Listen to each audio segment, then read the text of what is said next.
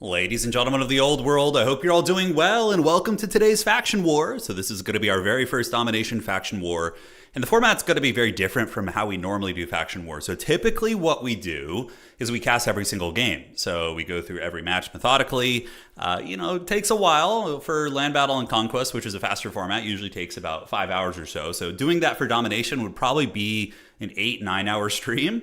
Be pretty deep for sure. So what we're doing today is we've brought in a team of casters. Now, I'm going to be solo casting my games, but there's going to be different casters casting different parts of the bracket, and all of them are going to be streaming today. So I think this is going to be really fun. It's a huge community event. We got a bunch of people together, a bunch of other competitive players and creators who are going to be streaming on their channels. So if there's a game you don't see on this channel, you're going to be able to find it somewhere else. And today's caster desk, we have myself casting, and Ticity's going to be casting on his YouTube.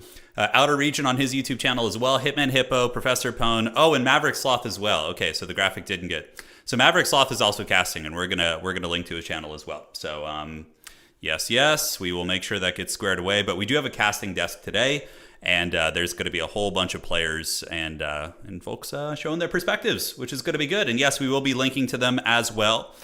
So let me go ahead here and get this. Also link to. Okay, perfect. And we're all set. Money on the Demons of Chaos? Yeah, I mean, Solasaur is very good. I don't know about their Demons of Chaos experience, but nonetheless, it's going to be pretty strong. So we are going to be casting the Dwarves versus the Dark Elves in our first match. And we can take a look at the brackets here today. So looking at the brackets for today's tournament, let's go ahead and switch on over to Channel Launch and show you guys what's cooking here. So yes, there we are. And we have Dwarves versus Dark Elves in the top of the bracket here. Nurgle versus Empire, Demons of Chaos versus Lizardmen, Khorne versus High Elves, Kislev versus Tzeentch, Skaven versus Bretonnia, Grand Cathay versus Greenskins, and Wood Elves versus Chaos Dwarves. And Ogres, Norska, Vampire Coast, Beastmen, Tomb Kings, Vampire Counts, Warriors of Chaos, and Slaanesh all have bye rounds because those players have earned top 8 spots on the leaderboard. So the players who are currently top 8 on the leaderboard got a bye round, and we're able to get a little bit closer to the finals. We're also doing a map ban system today, so each round has 3 maps, and the players will each ban a map and basically play the remaining map, and that's how that's going to be going. So yeah, very, very excited. And no, there's no off factions today. Yeah, so we don't have any small factions or whatnot. So I'm in person. Lobby, come when ready. So yes, we will have our mods dropping the link to all the other channels as well. So make sure to head on over, jump on their perspectives, and this is great. It's kind of like you got some different programming. Whatever match you want to see, there's going to be 6 perspectives streaming today, and you're going to be able to go to their platforms and see those games if you don't see them here. And yeah, should be good. The games are being played at the same time, correct? Yeah, not all of them. There's going to be a couple folks waiting. Every single game is going to be casted though. Yes, every single game. So here we have Frost dropping links there. So if you want to head on over to their perspectives and check them on out, please do so. But we're going to be starting here with the Dark Elves versus the Dwarves in our first game. All right, let's see.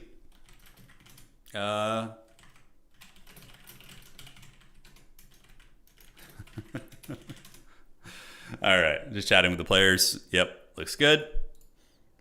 And hopefully it won't lag. We, of course, have some players connecting from all across the world, but it is the nature of Total War to be a little bit laggy, but what can you do?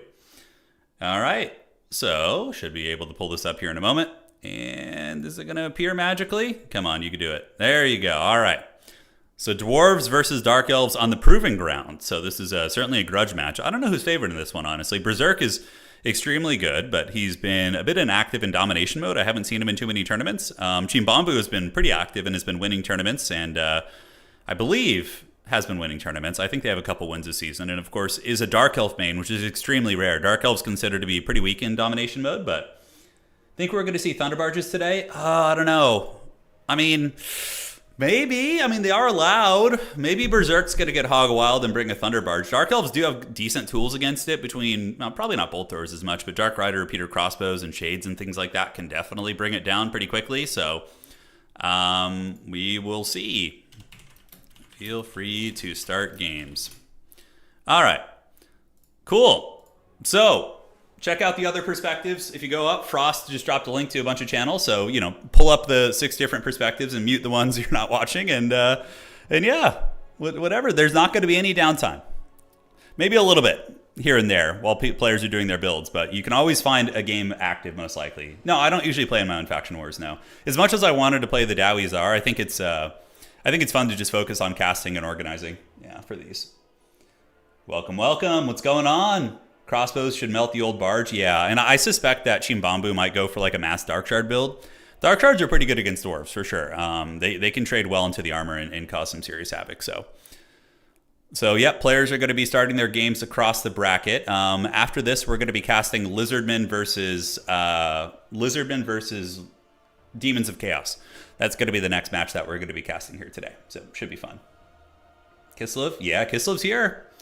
Kislev is here, and if you want to see all the players, we did have some last-minute substitutions, by the way. A couple players did drop out at the last second. We did need to replace them, but for the most part, this is the accurate list. So Catholic Alcoholic had the drop. He's been replaced by Stingers, and the Beastman Ash had to drop and was replaced by Reginald Puggington. So 2 very, very strong players.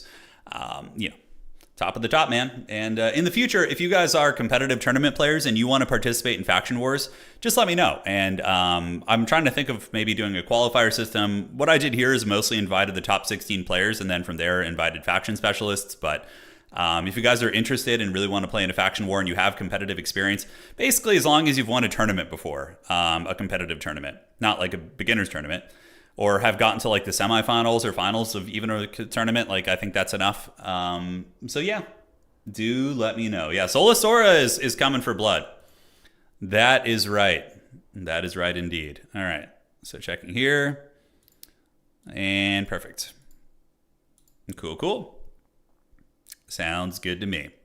Empire vs. Nurgle is available as well, so we could cast that game too. But I think starting with the Dwarves vs. Dark Elves here is going to be fun, although there is a chance this might have a little bit of lag. I know one of the players is connecting from Eastern Europe, and then we have Central Europe all the way to the United States. Hopefully it won't be too bad. Okay, so we do have a Dark Shard opening, so it's going to be a high Beastmaster here. Check it out. So this is game 1, Chimbambu versus Berserk. Now, Berserk has won a major tournament before, so Berserk is a major tournament winner. That is quite an accolade. Pretty much the highest accolade you can reach in Total War Competitive is winning I guess you could say like an S-tier tournament, so that's a major. It's a Creative Assembly Official or Total Tavern Season Finals. And I would say this tournament's definitely going to be in that category as well. It's highly competitive. Pretty much most of the best Dom players in the world are here. So, all right, welcome, and let's see how this goes. Does binge watching your streams count? Yes, of course. Yes, of course. So here we are on the proving grounds, and the players are loading in right now, and we should hopefully not take too long. We will have to see. Yeah, I mean, dwarves typically play pretty wide. Elite dwarves are not so good in my opinion. I mean, they're okay. Like the Norgamlings occasionally see some fringe play. Okay, players loaded in pretty efficiently, so decent little maps here. I believe one of the players here is from Georgia and Bulgaria, and then of course I'm in the States as well. I'm not sure. Yep, no lag whatsoever. Looking great. So, taking a look at the Druchii build, it's going to be a very sacrificial front line of Bleak Swords. Now, the Bleak Sword will beat a Miner, probably lose to everything else above that, like Dwarf Warrior equivalents, but, you know, they're cheap enough and you don't have too many options. So it is going to be a front line of Bleak Swords. Corsairs are awesome. Corsairs have 80 armor, anti-infantry bonus, and good combat stats. Corsairs can beat Dwarf Warrior equivalents typically, but will lose to anything greater like Longbeards. But for their cost, I think they're pretty good. And the 80 armor also helps mitigate blasting charges. We do have Dark Shards, the Dark Shards of Darkness shards, all up in the face of the dwarves. So they are a classic armor-piercing unit and are very effective. And Chimbambu also has Witch Elves. Now, Witch Elves are also very good at killing dwarf units if they don't get hit with blasting charges and missiles. So we're going to see how they play out here. Chimbambu using Flock of Doom, or no, Amber Spear. So going to be trying to line up some bowling pin Amber Spears. I love it. Okay, and then we got a High Beastmaster as well with Tormentor Sword and a Scourge Runner Chariot. A little bit of utility against Gyros too, because it can shoot them with the ballista on top. Looking at the forces of Berserk going to be using the Dread Legion of Vanguard Miners, which makes sense. Dwarves are very slow and do have trouble with objective play from time to time. So having a massive force of Vanguard units to go press those objectives immediately, I think is going to be very, very good. On top of that, we got 2 Dragon Slayers, very meta, as well as Malachi Makaisen. Okay, that is a very off-meta pick. So Malachi, I wonder what he's going to be up to besides looking super freaking cool. But yes, Malachi is here. He's got his long rifle, and in the back there is going to be a bolt thrower as well to keep chariots and, you know, other mobile pieces honest. But yeah, overall, pretty cool build here. Love seeing Malachi. He is rocking the Persuader. Dude, hold up. Is he going to call out a Thunder Barge? Guys, the Forbidden Fruit might be here. I don't know. But Malachi does have his Persuader, which is designed for healing artillery or war machines. Now, of course, he could heal his bolt thrower, which is kind of, you know, cute, but not really that, impactful in my opinion. But, you know, at the very least, he can heal the gyrocopters, the Royal Dowie Air Force he is going to be calling out here. So, Dark Elves actually no Vanguard, no Dark Rider or Peter Crossbows to press the points. Actually, wouldn't have been bad to maybe have 1 or 2 up here just to kind of poke into the Dwarven troops up on the point. Would have been some free value. But we do see the Dark Elf characters are going to be cruising up towards Objective 3. So there they go, heading over there to see what they can grab. And here in the back, the rest of the Dark Elf army is going to be very chill. More Dark Shards being called out. It looks like we do have another Dark Shard unit being summoned out from Chimbambu, as Berserk is going to be using the Dowie Vanguard Special Forces to grab objectives 1 and 2 out of the gates. So that certainly is going to be strong. Sorceress of Beasts and the High Beastmaster are going to be grabbing objective 3 right away as well. And moving on up is the Dowie Legion. So here they come. So we do have Dragon Slayer and Dragon Slayer right here. Malachi Makaisen is going to be waddling over here. And I mean, Malachi also has a long rifle too. I mean, if Malachi just kind of sits downtown and takes some pot shots over at these Dark Elf characters, it's not bad. Thing hits hard. Definitely has a lot of weapon strength and long range at 180. So Scourge Runners have 150. Yeah, he actually outranges the Scourge Runner Lord. Okay, it's kind of a cool idea. Just have Malachi sit and snipe the caster and snipe the Dark Elf Lord. And if they did have a big dragon character, it's like perpetual damage as well. So Dwarves definitely cackling hard. What is he doing here though? Is he moving? He's going like through the woods, Dwarven Spec Ops style. Maybe he's going to be looking to try and run some interference here, but the Dwarves do get the 2 objective lead and are going to be getting a triple cap on the Dark Elves. Now, I did not have this on my bingo cards. I did not have the Dwarves vanguarding up and getting all the points, and the Dark Elves not even contesting them at all. So we'll have to see. So Dragon Slayer is charging in, and Malachi is going to be getting on top of the Scourge Runner Chariot. So here it comes, and yeah, the long shot from downtown. Okay, Scourge Runner does retreat before the long rifle is able to zero in on him. Now, Dragon Slayers have 3 capture weight apiece, and for anybody who's a little bit newer, infantry have 5, cavalry have 4 capture weight, and single entities typically have 3, right? So, and you know, war machines have 2. If you move a cannon onto a artillery objective, it's going to be giving you 2 capture weight, not much, but Malachi, yeah, so it's 9 in total. So 2 infantry units can outcap 3 single entities, for example, right? So it's kind of similar to how if you guys have played Total War Warhammer 40k, for example, you know, a unit of Space Marines or whatever is going to have capture weight of 2, whereas like some, you know, units that aren't, you know, troops are going to have, you know, 1 or sometimes even like less. I don't know if it gets less than that nowadays. I haven't played in a while, but yeah, Dark Elves certainly going to go for a value win. High Beastmaster and the Sorceress of Beasts in the trees. And the Dark Elves are doing the dreaded build-up. So what are they going to call out? Is it going to be like a bunch of Cold One Dread Knights? That would be really interesting. If we got like, you know, 2 Cold One Dread Knights called out and they just like bum rush these dwarves on the other side. The dwarves definitely don't have a build that's prepared for that type of play, in my opinion. We do see some Witch Elves. Don't want to be one of these dwarves. That would suck pretty bad. So the Witch Elves do ambush the dwarves in the woods, but the dwarves are able to get away. So the Witch Elves let them escape for now as they see the blasting charges coming in, which would have been a pretty bad time. But Chimbambu is being very, very cautious here. And, I mean, dude, the dwarves are getting a big value lead. This playstyle has always given me a lot of anxiety. It's given me a lot of anxiety, this kind of like build-up style, especially of the caliber of Berserk. Berserk is super good. He's definitely a micro player. I think one of his biggest strengths as a player is just having like S tier micro. He's very, very good at it. And he calls out the Royal Dowie Air Force. All right, guys, you ready? So here we go. The Royal Dowie Air Force has emerged from the trees. It has been deployed. And I love the concept of calling them all in at once. And yeah, I don't care if you have a Dark Shard. These Brimstone guns, they're going to melt a single archer unit very, very effectively here. And that's going to be pretty brutal indeed. It looks like he's splitting them up, and the Dark Elves are going to have to start figuring some shit out, or else the game's going to get away from Team Bambu very, very quickly. So in the back, the Bleak Swords are retreating into the trees, and we do, of course, have the Bolt Thrower. Certainly not going to be winning any beauty contests hiding back here, but yeah, he's doing a full build-up. Just, very much in the style of the dreaded Tim the Wilder, who is playing Wood Elves today, by the way. And another thing, for anybody just joining, today's Faction War is being streamed by 6 different creators on all their different platforms, so I'm not going to be casting as many games. I am guaranteed casting all the top 4 games, as well as the ones that I do cast for that, so probably will be 7 or 8 games cast today in total. Harpy's being called out. Harpy's a good, good tool against the gyrocopters, but with good crossfire micro, Berserk's going to be able to kite and then shoot the other one, and probably will be fine. Another gyrocopter's being called out, and dude, this playstyle really, really stresses me out, dude. We're going to see if it's going to cost him the game. Maybe it will. So gyrocopters with the Brimstone guns going to be parking on the wings here, as we do see the High Beastmaster of Team Bambu. Now remember, he does have a Tormentor Sword, so if the High Beastmaster can roll underneath these things, I believe he can snare them. I don't think Tormentor Sword they don't have to be on the ground, yeah. Okay, so Tormentor Sword is going to be activated. He's baiting with the Sorceress, but what is his follow-up going to be? Okay, so Harpy's called out, and where's the Tormentor Sword? It's activated. He gets this one locked down, but it's only for a couple seconds. So I don't know if there's going to be a lot of follow-up damage. On the other side, the Harpies do get cooked, so they do get roasted by the Royal Dowie Air Force. And Berserk is going to be feasting today with the gyrocopters for sure, I would imagine. Brutal damage right there as we see the Harpies get routed off, sent back to the Shadow Realm, and that is it. So, powerful start for the Dwarf so far. I mean, being up 700 points, Berserk has probably already got to be expecting that he's going to be in the next round with how this is playing out.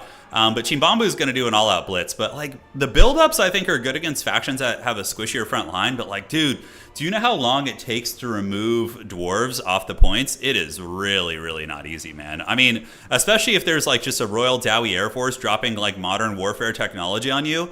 It's really going to put some hurt on these guys. So here they come. We do see the elves advancing up a little bit. So the Corsairs are on the way. And up in the sky, the Harpies are trying to disrupt the gyrocopters a little bit, as we do see the old gyrocopters with the Brimstone guns here, who are going to be shooting in. So there they go, wrecking into the Bleak Swords there. Witch Elves, yeah, I mean, the horns of war have been sounded. All hands on deck.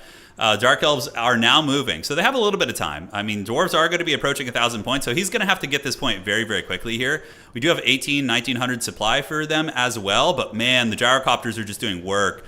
Scorched earth here on these Witch Elves. So Team Bambu's Witch Elves here are getting cooked pretty good, while the Harpies up in the sky continue to chase the gyrocopters here. We do see the Harpies over here getting chased down. The High Beastmaster also being focused down by one of the steam gyrocopters. Dark Shards advancing on every front. Dwarves are not even defending Objective 3, so probably going to be more or less not a freebie, actually. There are 2 Dragon Slayers there as well, so that's going to be very, very tough. What you're seeing here is Advanced Warfare Elgi. Yeah, the Dwarves are using modern warfare technology. It's not fair. Bows and arrows versus literally helicopters? I mean, come on, dude. That can't be fair. All right, so Harpies with a bit of a rear charge onto the Dwarves here on the objective, and the Witch Elves do get up, and they're going to be using their Witch's Brew. Witch Elves are tearing apart these Dwarf Warriors, but it's going to take time, like I said. And Cold One Dread Knight's being called in. Oh, Berserk with the Scorched Earth bombardment right there, nuking those Witch Elves. And now the gyrocopters have landed on the ground to avoid the Harpies, and then another flamethrower salvo into the back of those units. Berserk is up in value, which is definitely tough for the Druki. They're going to be feeling it. Granted, some of the gyrocopters here are being focused. We do see the gyrocopter here with the Brimstone gun, or standard one actually, being focus fired by some of the Dark Shards, who should be able to take that thing down. The Dwarf front line just bounces the Blackheart Corsairs. Absolutely just put them in the can. And more flamethrower salvos coming in. Berserk, the Lord of the Skies right now, dude, just using these gyrocopters to mitigate any advantages that the forces of the Druki do have in the infantry department. They're just being shut down by the gyrocopter Brimstone guns. And now the Brimstone guns going to be switching on over here. Corsairs don't have enough capture weight to steal this from the Dragon Slayers. And the Dark Elves are advancing up now. Dark Shards are shooting in, but I just think it's going to take too long. And even if he had more time, he's still losing the value trade. So it's not as if like, oh, he doesn't have enough time. I mean, that is a huge variable here.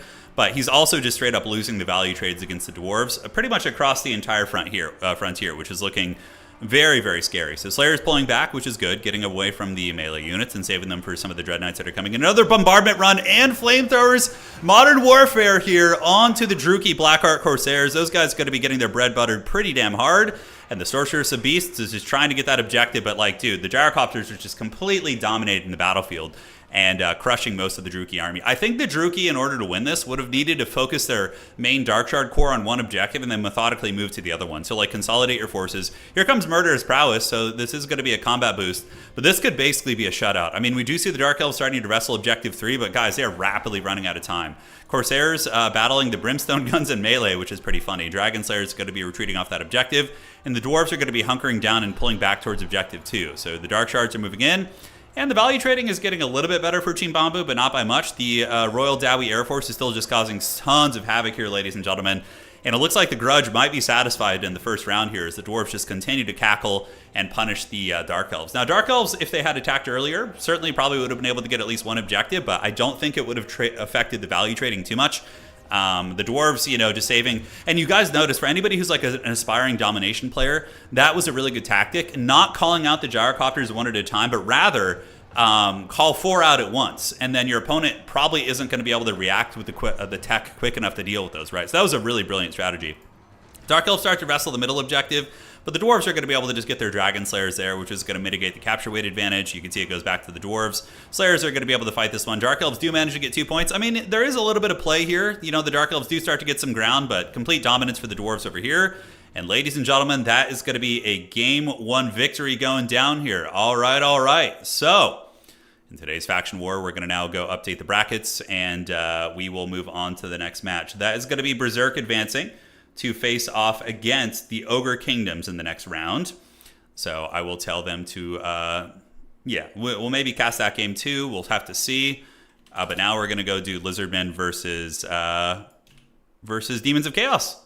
GG, well played. You know, I understand the principle of play for Team Bambu. I like the build-up strategy occasionally, but against Dwarves, I don't think it's a good idea. Dwarves are just too hard to get off points.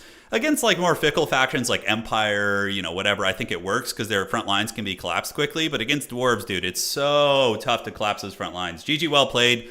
Grudge satisfied indeed. And the Gyrocopter Royal Dowie Flamethrower Air Force was definitely the MVP. It shut down the Witch Elves and most of the good melee units and did cause old Team Bambu the game there. So, GG, well played. And now, ladies and gentlemen, we're going to be moving on over to join the Demons Tickling Mazda's Toes. Okay, that is quite a lobby. Okay, so let me find that one, and here we go, and I'm in. All right. Okay. Yeah, no lag there. All right. So score reporting, it looks like Kislev was victorious as well. So Kislev was able to defeat Tzeentch. And by the way, if we have any mods in chat, we do. We got Frost in here being an absolute Chad. Frost is dropping links to all the other perspectives. So there's a bunch of other people streaming today. So let's head on over to their channels, pump those numbers up, you know, support the old Domination community, and, you know, see what's cooking. So here we are, and let me message the Demons player. Yo, your game is up. Let's play. Okay, so just communicating with some of the players here and looking great. Looking great indeed. I want to watch some of the other games, you know? I want to go see what's cooking. All right, so we got Lizardmen versus Demons of Chaos on Edge of the Darkwood. So will the old ones, this is a super lore-friendly matchup too. Like the Lizardmen and Demons of Chaos are like mortal enemies. Like they've been battling since the dawn of the old world. So this is a good one as well. Yeah, stream day, that's right. Fury seems so much better than Harpies. I think so. The only advantage Harpies have is they don't disintegrate. So when they lose a fight, they don't just disappear. They come back. So that is a big advantage. That is a big advantage. Strike one off the book. Yeah, Dwarves are definitely very, very... I mean, they could definitely win today. I mean, Berserk is a major event winner. And Dwarves are very strong in Domination mode. So we'll see if he's going to be able to do it. We will see. So big shout out to all the other casters streaming today as well. And yeah. Ludwig, thank you for the kind words. I greatly appreciate it. So will the old ones banish? Do you guys think so? You pulling for the old ones? Let's see. So, by the way, here's our player list today. I'm curious to see how the bottom side of the bracket's going to go. I'm actually going to get on later after the stream and go watch the perspectives of some of the other people streaming as well. It's going to be fun. Did you ever play RTS Total War Annihilation as a kid or Supreme? I did not. Those are like 2 RTS games I never played. I played Red Alert. I played all the Blizzard RTS. I played Red Alert. Age of Empires. Those were the ones I really jammed on. Yeah. Of course, we got people casting today, including Maverick Sloth. So, yeah, I forgot to use the updated graphics. So, but Maverick Sloth, of course, is streaming as well. Myself, Anticity, Outer Region, Orange Pass, Professor Pone, and Hitman Hippo. So, we'll also in the VOD of this stream, we'll have a link to all their channels. So, all right. And let's go ahead and get it. Throw in the 4 objective map. Not yet. We're getting there. All right. So we have a Slan Mage of High Magic with Tempest to probably shut down Air Force play. And then we have a Solar Engine, Rev Crystal, Sacred Cohort, which is very good. Magic damage, punching him in the face. And Grand Vomitus, the Prince of Bubos, coming in. So Solasora is not on their main faction. Solasora is, I think, a greenskin main. But they're playing the Demons of Chaos today. But Solasora is the defending world champion. So definitely an absolute menace of a player. The question is, all the players have had about a week of preparation. So they've known the matchup that they're going to be in for a little under a week. About 5 or 6 days. So the question is the preparation on point? Did they get some practice games in? Did they kind of figure what was cooking? We'll find out. We will find out. Okay, so let me check this and see the score reporting. And all right. So it looks like Tim the Wilder, we have some updates. The Wood Elves have defeated the Chaos Dwarves. And aside from that, we do have Orange Pest, the Greenskins defeating the forces of Grand Cathay. All right.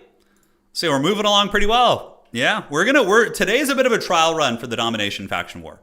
If the games go too quickly, next time we might. Yeah, we'll have to see. But we are making good progress, and the players, of course, are playing their matches. And here we go. All right. So, ladies and gentlemen, the battle should be on. I'm just updating the brackets. Looks like it's good and excellent. All right, ladies and gentlemen, here we are. And if you guys want to follow the, updated bracket, if you want to, see how the other sides are going, and of course check out the other streams too, you're going to be able to see the current bracket as it stands there. So you're going to be able to. 4 games have finished in the first round.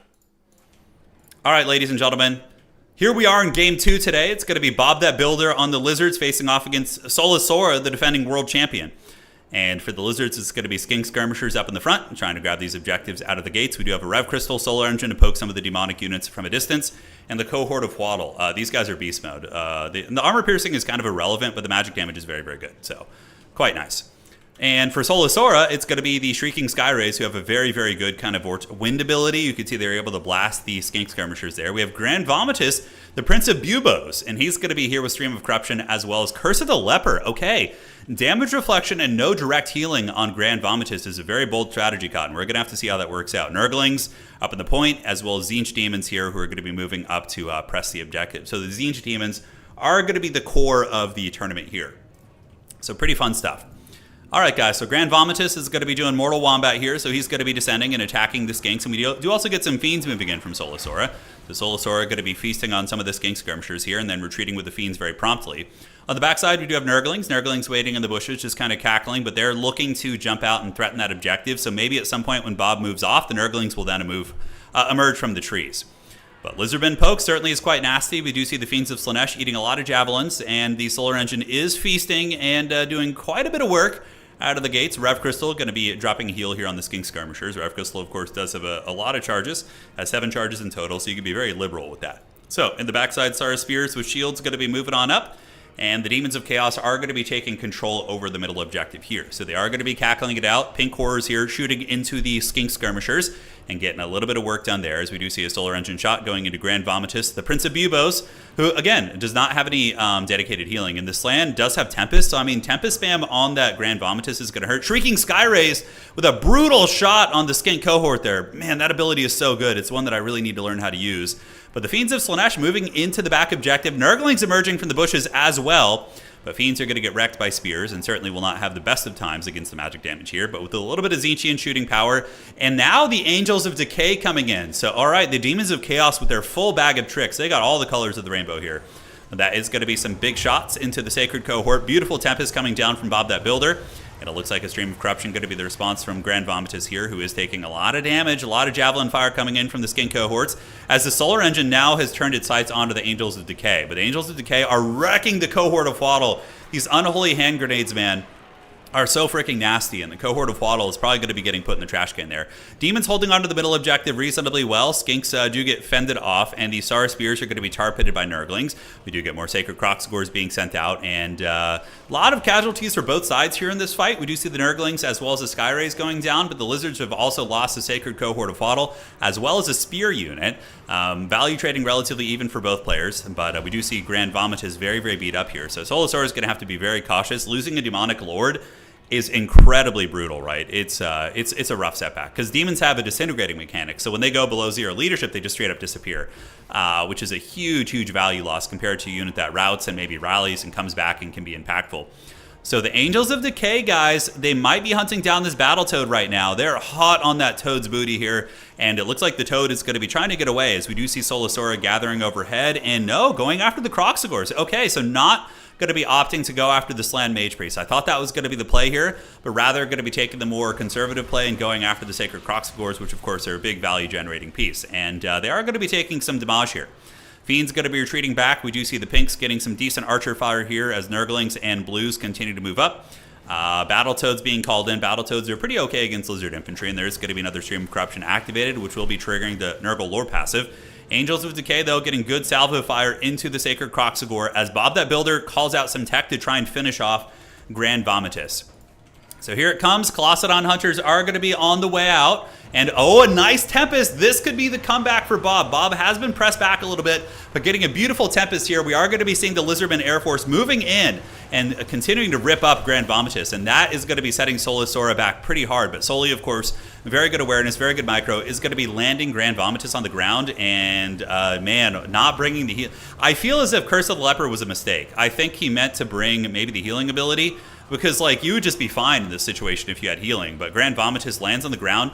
And, you know, on that same coin, lures the Colossadon Hunters to their doom. He actually wipes, like, a 1,400 gold unit right there and is able to cackle and get away with his Demon Prince. Very, very lore-friendly. So that is a colossal win. And that might have been, if Grand Vomitus is able to live, that might have actually been the deciding factor in this game, to be honest. The fact that he's going to be able to sit back and cast magic, and we just saw a huge value hemorrhage coming in for the Forces of the Dinos. That's pretty big. The Crocsagors have also all been shut offline.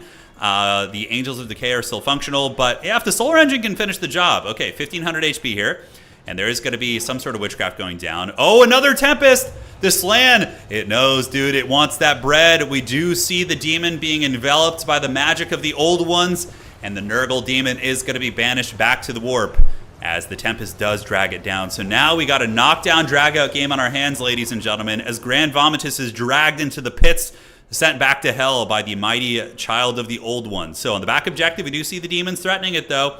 Game is still far from over, although Bob is going to be doing what Lizardmen do very, very well, which is swarming objectives. So moving up, we do see 2 Skink cohorts heading here, as well as a vanguard of Skink skirmishers heading to the back objective. So going to be trying to play all 3 objectives here, but the Battletoad is able to get the job done there.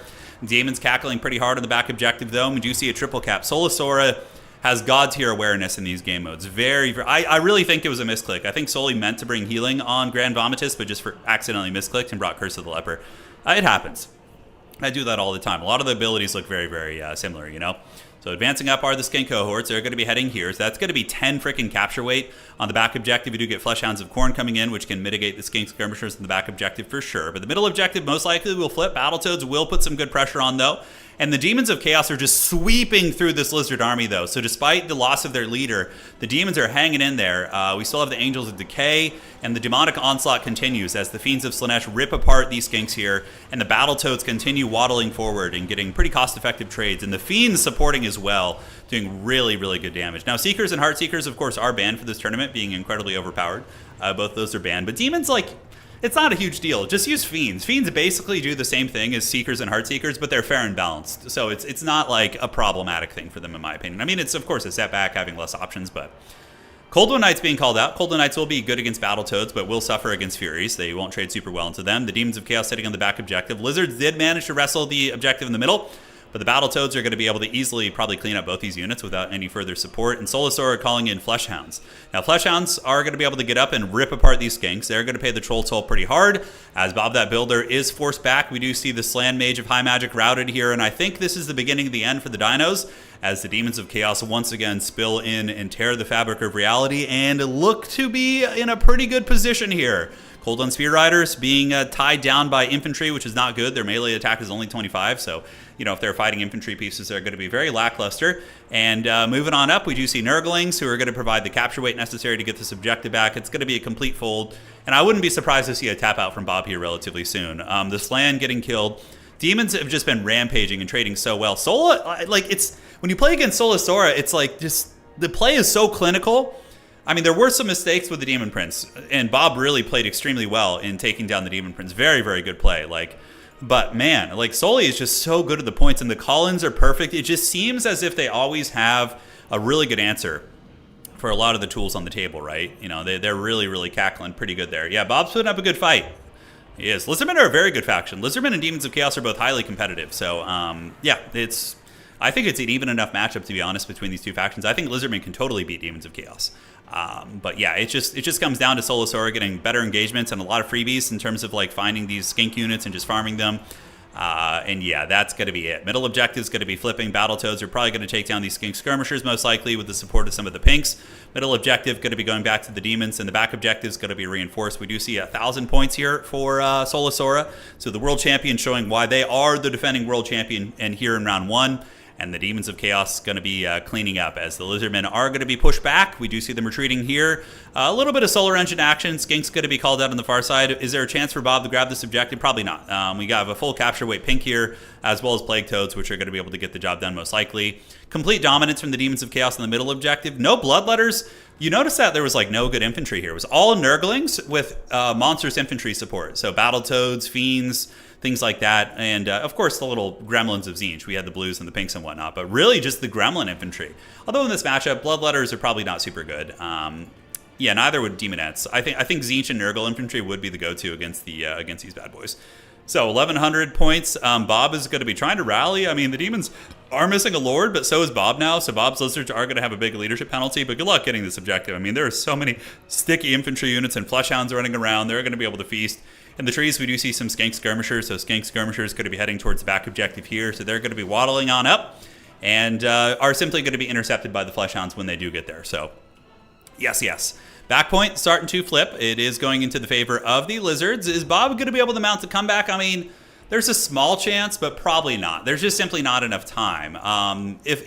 Maybe if Soli were to blunder the back objective, so if the back objective 3 were to get blundered pretty heavily, for example, and the Skinks were able to get it for free, and then maybe the fight gets won in the middle, but the Skink cohorts aren't going to kill Nurglings super quick. They're very equal in terms of fighting power, and the Nurglings will, of course, probably even grind them down in a straight-up trade, I would imagine, with Battletoad support for sure. So back objective does flip. We're going to be approaching 1,300 points here.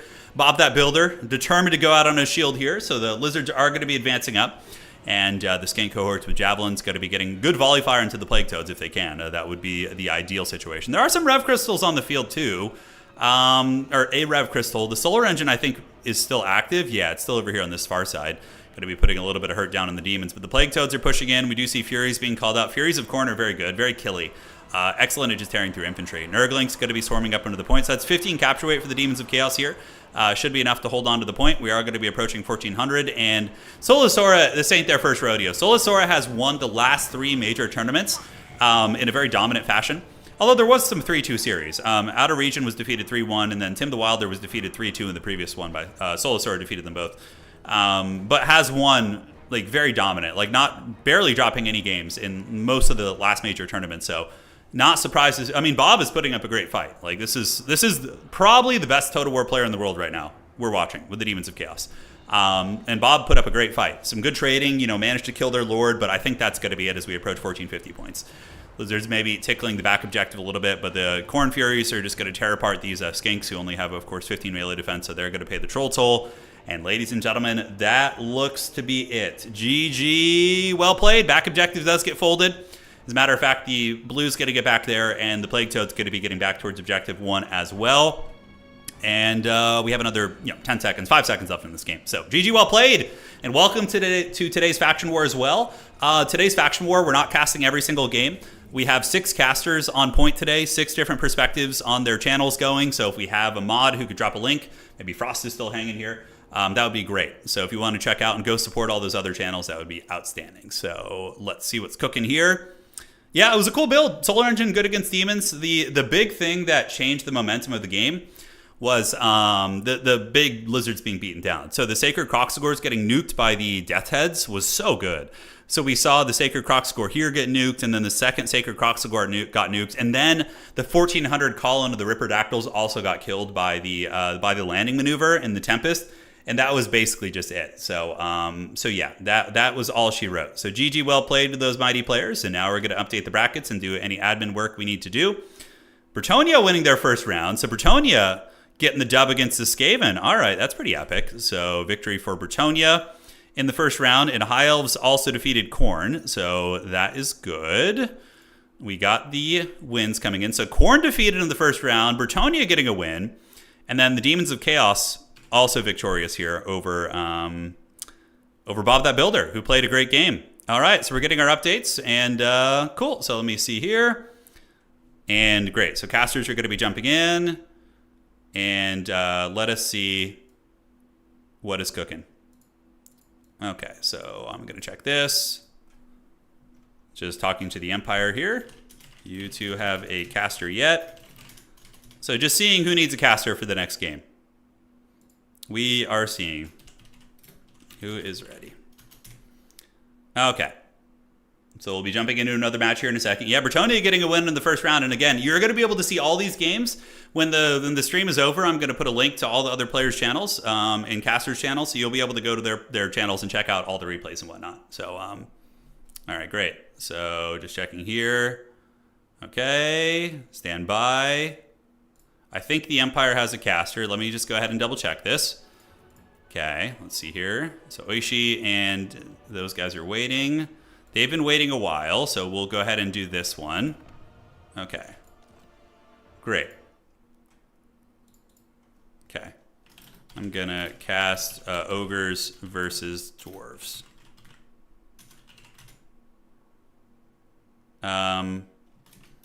Notes here, if you need a caster, we will come. All right. So we're going to be doing this matchup, guys. We have another very sweaty one here. 2 of the top players in the world. Oishi is currently number 1 or 2 on the leaderboard, and Berserk, of course, is an S-tier tournament winner. So this is a huge matchup here. So this is going to be Berserk versus Oishi. Sweatfest. Sweatfest. Pigback Riders are banned, and Thunder Tusk is banned. Everything else is on the menu, though. And Ogres now have Blood Vultures, so they can really control the sky pretty effectively, I think. I wonder if Berserk's going to play a similar playstyle. So yeah, we're back to the Dwarves, guys. We are back to the Dwarves. All right. So shout out to all our casters. We're making really good progress. And of course, once we reach the top 4 of today's tournament, I'm going to be casting all the games from there. So at the very least, we're going to have like 8 games on stream today. Yeah, at the very least. Which is going to be good. Doesn't mean you won't be casting games of players. Anticity is covering his own games. Yeah, correct. I mean, if he makes it to top 4, I will cast his games. Yeah. Insta-ready Ogres. Well, they've been here a while. They've been sitting in this lobby for about 15 minutes, so yeah. Okay. And it's time. Yeah, single elimination. Faction War has always been single elimination. Correct, correct. Okay, guys. It is go time. Welcome to today's Faction War. We're once again back with the Dwarves versus the Ogre Kingdoms. And this is going to be a sweaty one. These are 2, like I said, of the top players in the world. And hopefully the connection won't be too bad. I believe Berserk is connecting from Georgia, not in the States, in the lands of Europe, and Oishi is from Korea. So these players seems to be pretty good in the lag department today. So yeah, we've been very fortunate. This has been a blessed one for sure. Yeah, the Empire game is being casted by somebody else, if I'm not mistaken. Yeah, somebody is doing the Empire game right now. All right, guys, taking a look at the build of the Dowie, it's going to be Dwarf Warriors in the front with 2 miners right here. We do also have the Iron Drakes with the flamethrowers, and in the back, a Goblobber against Ogre Kingdoms. What is that tech for? It's not an anti-large piece. Is it to kill the Noblars? I don't know. A single bolt thrower as well. Double Dragon Slayer makes a lot of sense. And Malachi McKyson seems to really be the go-to for Berserk here today. I mean, I guess refreshing the Gyrocopter's health is pretty good. And, you know, having an armor-piercing long rifle against ogres isn't a bad idea for sure. Isn't a bad idea indeed. All right. Anticity is crushing it on Warriors of Chaos. Yeah, Anticity's been on an absolute tear. I mean, he's won like 4 or 5 tournaments in the past 2 weeks. He's been an absolute Terminator. All right, guys, and for the Ogre Kingdoms, it is going to be a, old school build. We got the double Stonehorn. So Stonehorns are a fair and balanced monster. They're extremely good, but they're not overpowered like a Thunder Tusk. They can still get, 3k value, but it usually needs to be earned. It's not like just Unga Bunga, I'm just going to auto move around and just farm you. So it's going to be double Thunder Tusk and Ogre Bulls with dual weapons backed up by Noblars. And Oishi also going to be rocking a Slaughtermaster of the Great Maw with the healing ability. Yeah, so basically 2 formations, each of which has 2 Noblars, 2 dual weapon warriors to crush through the Dwarven infantry, and the Thunder Tusk to be the big hard carries. Or not Thunder Tusk, the Stonehorn. Sorry, I'm so used to those things. But the dwarves are going to be vanguarding up. We do see a couple miners going to be heading to the point. But Oishi is going to be doing the same thing. Oishi going to be running up with the dreaded Saber Tusks, who are going to be getting shot by the old Goblobber in the back. So the Goblobber tech is very interesting. Goblobber, I believe, does have a leadership discouraging effect. So at the very least, it is negative 16 leadership. Shit, I didn't even think about that. That's actually not insignificant. So Blasting Charge is going to come out, and we do see the Saber Tusks. Yeah, look at that. Man. Negative 16 leadership on impact. Okay, I think we're discovering some forbidden tech. Yeah, this is pretty cool. This is pretty cool indeed. All right, so advancing up with the Dragon Slayers, Miners going to be getting torn up a little bit, but they are going to get reinforced. And we do see the Saber Tusk packs getting cut up here pretty good. Stonehorns are up on the objective, as are the Ogre Bulls, so they're going to be arriving, and the Dwarves are going to be getting to Royal Rumble here. But this is definitely favored for the Dwarves here in the middle. Seeing the 2 Saber Tusk packs rampage into Dragon Slayer units has certainly got to feel pretty good. So for the Dwarves, the key to victory here is going to be playing 2 objectives. Trying to play all 3 objectives against a very wide Ogres army is going to be a recipe for disaster. But the Ogres are going to be stuffing back the Dwarves a little bit. So we do see them pulling back here. As the Blasting Charges are going to be retreating into the trees, and the Blood Vultures have now engaged. So where are the Blood Vultures going to go? Are they going to be trying to get into the backfield? Looks like they're heading towards the artillery pieces. And now we see the Dowie Flamethrowers being activated and doing a bit of damage against the Ogre Bull dual weapons. Killing the big monster here, though. The Dwarves don't seem to have a ton of great tools, but I think, yeah, Berserk is doing exactly what we saw before. He's saving up 2,000 supplies to call out 4 Gyrocopters at once. Middle objective does flip, and we are going to be seeing the Blood Vultures landing on the back, so the Longbeards are going to have their work cut out for them. And yeah, here comes the Royal Dowie Air Force. It's going to be Brimstone Guns and Brimstone Guns. So Berserk calling. Oh, he laid a trap. He calls out the flamethrowers, starts melting the Blood Vultures off these things, and the Dwarven crews are very hardy. They're going to be able to take that like champs. That was a very cool play, but we're going to see how it plays out here, Cotton. It's a bold strategy. Will it work out? So in the middle objective, we do see the Dragon Slayers trying to hold this. Dwarf Warriors here being a little bit overwhelmed by some of the dual weapon warriors. And we do see 1 Blood Vulture being taken offline, 2 Blood Vultures being taken offline. Nope, other one does stabilize with 23 leadership. And the Gyrocopter is going to be landing on the ground. And will Berserk stabilize his backfield? Or will Oishi simply stuff him into the Shadow Realm? So we do see some advancing Ogre Bull dual weapons. Slayer call in here is going to be super necessary. Granted, Berserk is 300 supply away from being able to do that. Dragon Slayers holding on to the middle, battling the Ogre Bulls with dual weapons. And it looks like Oishi is pretty comfortable in the points. Granted, some Dwarf Warriors are, potentially going to be able to get there. Although, one thing is, these 2 Stonehorns are going uncontested. There's nothing pressuring them. No Thunderers, no Cannons. They're feasting pretty damn hard here. And we do see the Stonehorns tearing up some of the Dwarvish infantry. While in the backfield, do the Dwarves find a way to stabilize? All right, so the Gyrocopters are melting off the Blood Vultures. And the fact that they're fighting so close to the edge of the map is definitely very advantageous here for Berserk. And it looks like he's going to be able to stabilize. And we get a, what is that, a Goblin Hewer? Okay, guys, the dreaded Goblin Hewer is out. Oh, man, you never see this thing. Okay, it's going to be closing the distance with the Stonehorn. And what kind of damage are we going to be seeing? Stonehorn immediately starts to run as the Goblin Hewer goes for the kill. Bolt Thrower is taken offline. The Goblobber is here, and it looks like the Royal Dowie Air Force has completely stabilized. So there's 3 of them. They took a little bit of damage in the process, but they are online. But now, are the Dwarves going to be able to get back on the board? Ooh, cool call in here. We do see the Mournfang Cavalry. So Mournfang Cav, big armor-piercing beater. These guys definitely hit hard, and they're not going to have any problem running over the Dwarfish infantry here. So there they go. The Dwarves definitely going to lose that one. But now the Gyrocopters are activated, and we do see the damage starting to add up as the Goblin Hewer also cleaves through these Ogre Bulls and is now going to be given an attack order onto the big Stonehorn here. Here it comes. Oh, come on, fire. You got to give us... There you go. The Goblin Hewers are unleashing their damage, and yeah, not bad. Nothing to write home about, but not insignificant either. And we do see Malachi Makaisen shooting down these Ogre Bulls here. And the Goblin Hewer crew, the cool thing about them is they are Slayers as crew. So the Slayers will be able to at least fight back a little bit. So some of the Blood Vultures have come back in. On the low ground objective, we do see the Dwarves here being overwhelmed a little bit by the Saber-Tusk pack as well as the Noblars up in the sky. The Blood Vultures are going to be descending onto the gyrocopters with the Brimstone guns. And on the outside here, Malachi Makaisen is putting his firepower into what? It looks like maybe trying to shoot the Blood Vultures. But yeah, this is definitely looking favored for Oishi at the moment. The Royal Dawi Air Force doesn't seem super effective here. I mean, it's doing work, but it's requiring an exponential amount of effort. Just so much. Because the Blood Vultures are so good at chasing them. You know, the Blood Vulture pressure in tandem with the two monsters, it's kind of like a threat overload type situation. Whereas if the Dwarves have had a more of a traditional army, like, you know, Miners with Warriors backed up by like some sort of a traditional gun line and Slayers, I think they would have been more effective against the Ogres here. But the Gyrocopter Corps, almost 3,000 points worth of Gyrocopters, which are doing work, mind you, but they're definitely not taking ground quick enough. And we do see 4,000 against 5.8. Oishi definitely ahead. And the two Stonehorns just being full health and super erect here is so freaking hard. So Longbeard's in the back going to be battling against Noblars, and we do see the Blood Vultures flying overhead. Blood Vultures able to chase down that Gyrocopter here. Dwarves getting a little bit of resurgence in the low ground with some Dwarf Warrior units. The Iron Drake's moving up, but yeah, I just don't see how Berserk gets back in this game. Oishi is, the number one ranked player on the leaderboard for a reason, and Oishi is like what I would say Oishi is a specialist at playing the really strong factions. Like, Oishi is a master of Khorne, a master of Ogre Kingdoms, somebody who just finds the strongest factions in the meta and masters them, which is a very terrifying, thing to run into, right? Somebody who's like, of course it's scary when a good player is playing, a mediocre faction, but when you get a good player on, like, an overpowered, like, borderline OP faction, granted, today's Ogres are just... We restricted Thunder Tusk. They're not even allowed to bring Pigback Riders, so it's not like they get to use all their nasty, nasty tools either. So now we get some Miners of Blasting Charges moving up. Middle objective does start to flip. Slayers have arrived, and Slayers will be very disruptive. We do see the Goblin Hewer has stabilized, and the Goblobber is also alive here. Could there be a comeback? I mean, there still is some time, but 4.7 against 7k with healing taken into account, and good luck dealing with those freaking Stonehorns, man.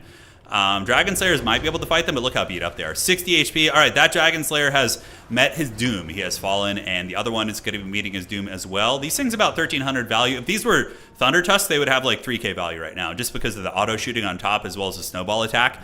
But we're going to be seeing Oishi come down here and run over these Miners, and I don't see any avenue for a comeback for Berserk, honestly. Oishi is just playing very, very well, and the Slaughtermaster is going to be able to do it. I think Ogres... Or Dwarves can definitely... I've seen Dwarves beat Ogres in high-level play. It's very, very possible. But I just think the Gyrocopter, Air Force, and Malachi, probably not the ways to do it. With the prevalence of Blood Vultures and how common they are, that really changed the matchup. If this were pre-patch and the Blood Vultures weren't on the roster, it would be... this build would have worked very, very well for Berserk. But I just think that he played into Oishi's counterattack that he already had ready, which was the Blood Vultures waiting out, right? And also, Brimstone guns probably aren't going to kill Thunder Tusk super quickly. I mean, maybe. Not the Brimstone. The Flamethrowers won't, but the Steam Cannon, I guess, could, theoretically. A couple of Flamethrowers online. Going to be cooking some of the Noblars down here. The middle objective is now being flipped back, it looks like. Yeah, it looks like Dwarves have stabilized this one. So they're still continuing to fight and trying to value trade however they can. We do see a heal going down onto the Stonehorn, which is getting hit by the Goblin Hewer. Goblin Hewer doing a little bit of work, but it looks like they don't have enough crew to work these things anymore, or do they? Okay, so we see the Dwarves. Yeah, it's still firing. Getting a little bit of damage, but the Troll Guts is activated. That's going to be a fat one right there. More and more Slayers heading down to the low ground objective. And whatever hope the Dwarves had in the middle is going to be folded up here, as we do see these Slayers getting cut up. And more Blood Vultures are going to be coming back. And the Great Maw is hungry, and it's going to be feasting here today, as the Blood Vultures once again just intercept that. And that's going to be a wise tap out from Berserk. That game is for sure over. So let's go update the brackets here, and let's see. So Berserk is going to be eliminated, and Oishi is going to be advancing to the round of 8. And let me see what other rounds have finished here and get the score reporting. And Nurgle was able to win. So Nurgle defeated the Empire. Wow, Harrison with the steel chair there. And a couple other updates as well. So Warriors of Chaos defeated the Greenskins. Okay. And yes. Anticity with the win. And then we should have another one there. All right, so we've updated all those. And the Wood Elves have also defeated Slanesh. All right, cool beans. Let's get that. Great. So now we're going to go find another game to cast. GG, well played to those mighty champions. And today's cast is being cast by these players plus Maverick Sloth. So myself, Anticity, Outer Region, Hitman Hippo, Professor Pone, and Orange Pest. So you can check those guys out. And of course, Maverick Sloth, who I wish I had the updated graphic. Feels bad, but it is what it is. So players playing today. Here are our champions. And let's go see who needs this. We have a game. All right, so let's do Vampire Coast. Alexander, yo. On my way. So let's go find this lobby, and we are going to get it. Well played to our mighty dwarf Chad. You know, he had a good run and had some very interesting strategies, which were fun to see. But now we need to find our coast player and see if he needs caster. All right. Who needs a caster? Let me know. Okay, so we're going to get into another match here. Have some fun. And figure it on out. Where is this? So what lobbies are ready? I don't know who's in this one, but we're going to jump in and check that. And I think we found a game. Aha! All right, we got it. Perfect. And let me let the other casters know. I will take Coast game. Outstanding. Perfect. And here we go. All right, so it's going to be Coast versus Demons of Chaos. So we got Solasora, defending world champion, versus the Demons of Chaos. Alexander Nuts, of course, one of our homegrown Vampire Coast specialists. So let's see if they can take down the defending world champion. Not going to be easy by any stretch of the imagination, but if anybody can do it, we will see. All right.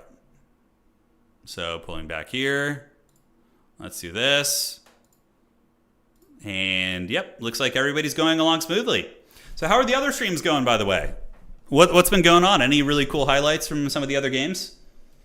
The factions, we just have one player for each faction. Yeah. So it is a faction war, and we have 6 casters today streaming different aspects of the bracket because it's a big bracket and domination games tend to take longer. So if I casted every single game, it'd be like an 8 or 9 hour stream. A little bit too long. But yes. This is nice, though. This is fun. It's been good. And cool. So Bretonia is going to have a game going soon as well. Looks like Bretonia might need this. All right. I'll try and get you guys a Bretonian game. I'll tell the Bretonian player to wait for me. Okay. Wait for me for that matchup. I'll cast it. So after this game, we're going to do Bretonia versus Vampire Counts. We've actually made it pretty far. That's very exciting. Cool. So we're going to do Bretonia versus Vampire Counts after this. All right. and did Anticity use Archeon? Let's see. Been ages since I caught you live. Hey, welcome. All the best from Germany. All the best to you as well, my friend. You're going to watch all the streams at once with full volume. Okay, so Frost just dropped a link to all the other streams. Anticity, Hitman Hippo, Outer Region, Orange Pest, I think just finished streaming. Professor Pone, and Maverick Sloth. So you can see them all casting as well. Ailstorm, I haven't. No, I haven't. All right, guys. So taking a look at the Coastline Army. So for the Vampire Coast, it's going to be a Gunnery Mob Vanguard. And the rest of the core here is going to be deckhand mobs with bombers to clear out the lightly armored demons. Handgun mobs in the back. Solastra is pretty raid boss. She's got a lot of armor, a lot of HP. She could definitely endure some of the poke of the demons. And pistol mobs in the Vanguard. All right, very, very cool indeed. So looking here at the legions of the demons, it's going to be Nurglings as well as the Exalted Lord of Change, the Noxbringer, and in the backfield it's going to be blues and pinks. So that makes sense. You know, blues and pinks. This build style is very brutal against Vampire Coast. The little gremlins here, the little blues and pinks, they just uptrade into the zombie guns so effectively. Zombies you could theoretically use like mortars or something or some sort of artillery to bombard these guys, but I think that's kind of an untested strategy. And yeah, Noxbringer is good at bombarding and reducing ammunition, but it is a big expensive piece. And you know, if there is a cannon in play, the cannon can poke it. But on this map, you could definitely line of sight a cannon using this pillar in the middle, right? So a little bit dodgy. Nurgling's going to be creeping around the side, heading towards Objective 1. And here we get Nurglings heading towards the back objective to capture that. And the Vampire Coast is actually going to be opening up here and getting this objective first. Probably Solastra needs to put this game on her back, use the Tide Calls to kill the Pinks, and use her Damned Knights Errant to run over the Pinks. I think you got to do that. And if you can take those guys down, that's how you cook. That's how you do it. So Pistol Mob's heading towards the back objective. Nurgling's going to be Gremlin poking on the far side. And it looks like the first blue fire is going to be activated from the Exalted Lord of Change, as Solastra is going to be circling around. And the Demons of Chaos are going to be preparing to battle it out here versus ye old Vampire Coast. So Vampire Coast, we do have the chicken versus the crab, the duel of antiquity here, as these two mighty powerhouses fight. And that's a bold strategy. Is he going to use the Knights Errant? Oh, the Rotting Promethean summon. Not using that on top of the Pinks, but is he going to be trying to trap the chicken? Oh, he might be able to trap the chicken here and shoot it to death with pistols. That would be an MLG play. So all three of these pistols zeroing in on the chicken right now. Oh, but he's not giving the target order, is he? Okay, he's shooting some different targets. We, of course, see some of the zombies here getting melted down. And the giant battle chicken is trapped on the pillar. Oh, but is it going to get away? Oh, he's letting it escape a little bit. The chicken is finding a way out the back. And the chicken does escape. And where are the damn Knights Errant going to go? That was a really cool idea. But at the end of the day, Solasora was able to micro their way out of it. I think if Alexander had been paying a little bit closer attention, he could have trapped and maybe even killed that chicken there, which probably would have just straight up won him the game. So handgun mobs need to be given an order on the Greater Demon of Tzeentch. We do see the Damn Knights Errant jumping on top of the Nurglings and some of the Pinks back here, although Fiends of Slaanesh are going to be pressuring it. On the back, we do see the Vampire Coast holding onto this objective well, and the chicken is now back up in the sky once again, as Solastra continues to rampage and drops Rotting Promethean summons in the backfield, and is definitely getting some good disruption here. The other summon, Krabos, pushing forward. Value trading is pretty even here, as we do see Solastra Deerfawn getting a beautiful engagement right there. And this chicken's kind of getting cooked a little bit, guys. It's getting poked by all the handgun fire, so the zombie pirate gunnery mobs with the handguns getting some excellent salvo fire in. And I mean, if that Greater Demon gets taken out early and all that magic is mitigated, that's going to be just a super strong play. So on the outside, we do see blues crumbling down, and the bomber mobs were able to provide some nice fire support there. Morngulls are going to be a nice piece for grinding, but the Fiends of Slaanesh going to be tough to deal with unless some pistol mobs come out and provide a little bit of support there. Depth Guard polearms called in. Bomber mobs here being focus fired by the Pinks, and we do see the giant chicken fleeing around the outside of the battlefield. The portal glyph calling in some Chaos Furies here, which are able to rip apart these handgun mobs. So that's a very, very nice value play. In the meantime, the Pinks and Blues getting a lot of work done. Definitely need to see some advancing here from the zombies. They're standing idle. They need to be closing the distance so those Morngulls don't just get killed for free. But Demons of Chaos do have the Noxbringer fighting with some Nurglings here in the middle. Handgun mobs have partially stabilized and are shooting into the Fiends, which is very, very cost effective. And Morngulls, if they don't get focused by the Pinks, will definitely be very strong. Solastra dropping a Tide Call there, chasing these units down, and now Solastra going to be pulling back. She does not have any more summons, so that is going to be pretty much the full payload blown here, as the Pinks now turn around and are going to start shooting Solastra in the back. Solastra could honestly just take a fight with this chicken. Probably not going to be bad at all. There's not any fire support nearby, but probably worth it. 8,000 HP and that huge armor, I think that it's going to be safe enough. So another Tide Call, or no, Pink Fire activated by the Demons of Chaos on that blob of zombies. Very cost effective. Morngul's going to be deep pushing up pretty freaking hard. As for the Depth Guard polearms going to be arriving on the battlefield. And the Depth Guard polearms, if Solasora doesn't notice this, these Depth Guard might be able to make some very, very quick work of these Fiends of Slaanesh, which would be huge. But the Vampire Coast seems to be in a decent position. Even game, I would say, at this point. It could certainly go either way. But Solastra being that healthy is going to be very precarious for Solasora to deal with. And honestly, the Demons of Chaos don't really seem to have a build here. Not a build, excuse me, a unit that's going to be able to effectively deal with Solastra. Maybe the Noxbringer plus the Exalted Lord of Change fighting together could drag Solastra down, but that's going to be a very tough cookie. In the back, we get some Fleshhounds and Furies being called in, but the Lord of the Seven Seas, Alexander Nuts, continues battling it out here as the zombie pirate gunnery mobs shoot into the Noxbringer, and the Fiends of Slaanesh are now going to be cut apart. I don't think Solasora noticed this. Probably microing somewhere else. But the Depth Guard, they got their big halberds looking super freaking awesome, and should be able to tear apart these Fiends of Slaanesh. You can see they're going to be crumbling here in a matter of moments. 1,700 HP, rapidly dropping HP. And in the back, we do have the Zombie Pirate Gunnery mob shooting into the big old Noxbringer here. And the Furies, where are they going to go? So Furies descending upon the Zombie Pirate Deckhand mobs. And there is going to be a good old pink fire going down right there. Once again, getting a ton of value against these zombies. If anybody can find a way to scrap their way out of a hard situation, though, it's going to be Solasora. Solasora is down a little bit, maybe, but it's so close that this game could go either way. And we do see a fair amount of disintegration and crumbling on both sides, so pretty even on that front. Depth Guard polearms are going to need to avoid some of that shooting. Definitely one of their big weaknesses, though they do have 90 armor. They still can be taken down by good focus fire. And man, if these Depth Guard are able to get a kill in the Noxbringer without Solosora noticing, that's definitely going to be a portent of doom. So Solosora is pushing up with the Great Lord of Change. Couple Fleshhounds called in. They're very, very good at nibbling through lightly armored zombies. The capture weight here does start to flip. There's going to be a pink fire going down right there, and it looks like a Fascination is going to be activated, so that is an army ability. Demons of Chaos, of course, do get random army abilities, but that is going to be rampaging the Depth Guard into a little bit of focus fire from the pinks. Pinks are currently shooting into the zombies. Capture weight here starting to flip. Demons of Chaos getting some work done as all of their shooting really, really starts to add up. Greater Lord of Change up in the sky has gotten its Protoss shields to get some considerable regeneration. Noxbringer getting a beautiful volley right there. Going to be nailing the HP off some of these units as the pistol mobs are going to be intercepted by the Fleshhounds. That's a pretty good play there for the old demons. But Death Guard trying their best. Slaughter, Deerfawn fighting tooth and nail on the objective. The objective still in the clutches of the Vampire Coast. Currently, points are going to be sitting at 600 against 354 in favor of the Vampire Coast. And that's going to be 15 capture weight arriving. And, I guess at this point, just kind of the dreaded face-to-foot style. Just drain their ammunition with your face. Just face tank it. So another beautiful pink fire here. Solosora has been very on point with magic. We do see a lot of gunnery mobs coming up. Definitely need something to try and deal with these Fleshhounds, which are just going to be feasting on all the reinforcements here. Solosora rampaging pretty hard. Not a whole lot to drag her down here. What's going to happen here is Soli's just going to run away with this pink unit. I mean, maybe stay in combat here, but Solosora will definitely kill that if they do. So capture weight still favoring the Vampire Coast. These zombies do have 5 capture weight apiece, and there's not too many demons left here. They're pretty tattered, although their focus fire is really, really adding up, and the pinks are going to be shooting into the halberd units, which have no missile mitigation whatsoever. This is why it can be a little bit tricky. Tzeentch is pretty favored against the old Vampire Coast, so kind of similar note goes for the matchup here against the Demons of Chaos, because they can basically just role play as Tzeentch if they want to, which is kind of what they've done, right? Although they also have Plague Bears. So Plague Bears are going to be coming to the middle objective. Morgul's are a good answer against them. Bomber Mobs are a good answer against them, so we're going to see if they come in. Vampire Coast does have a bit of a second win, but if, they're not a very quick faction. Vampire Coast is a little bit slow, a little bit ponderous. They do have Scurvy Dogs and Bomber Bats and different things like that, but overall, it's going to be tough. So Fleshhounds tearing apart the zombies back here.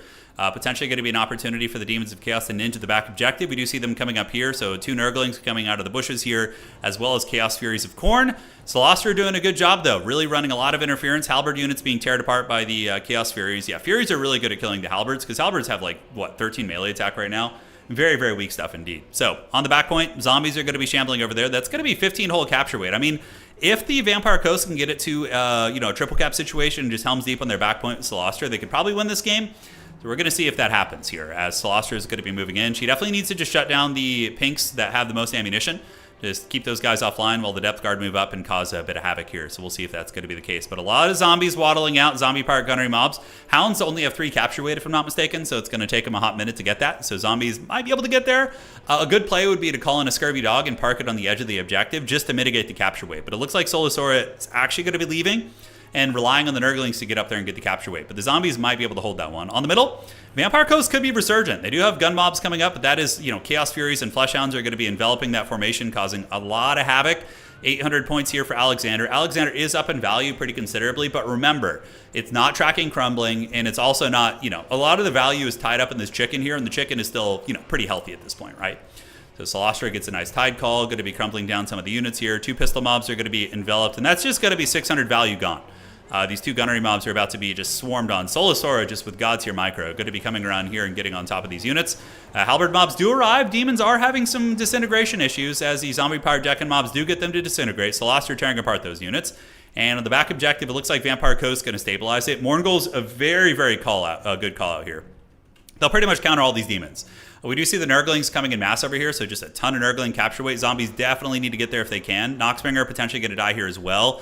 The back objective could flip, and in the middle of Vampire Coast, actually getting some momentum here on it. Solostra plus her homies of the Depth Guard polearms. That's going to be a tough one to fight. The Depth Guard will fight against the Plague Bears reasonably well, bouncing off the wall there. But the Plague Bears, a great trading unit, man. If they're not getting shot by anything, Plague Bears are one of the more cost-effective infantry units in the game for sure.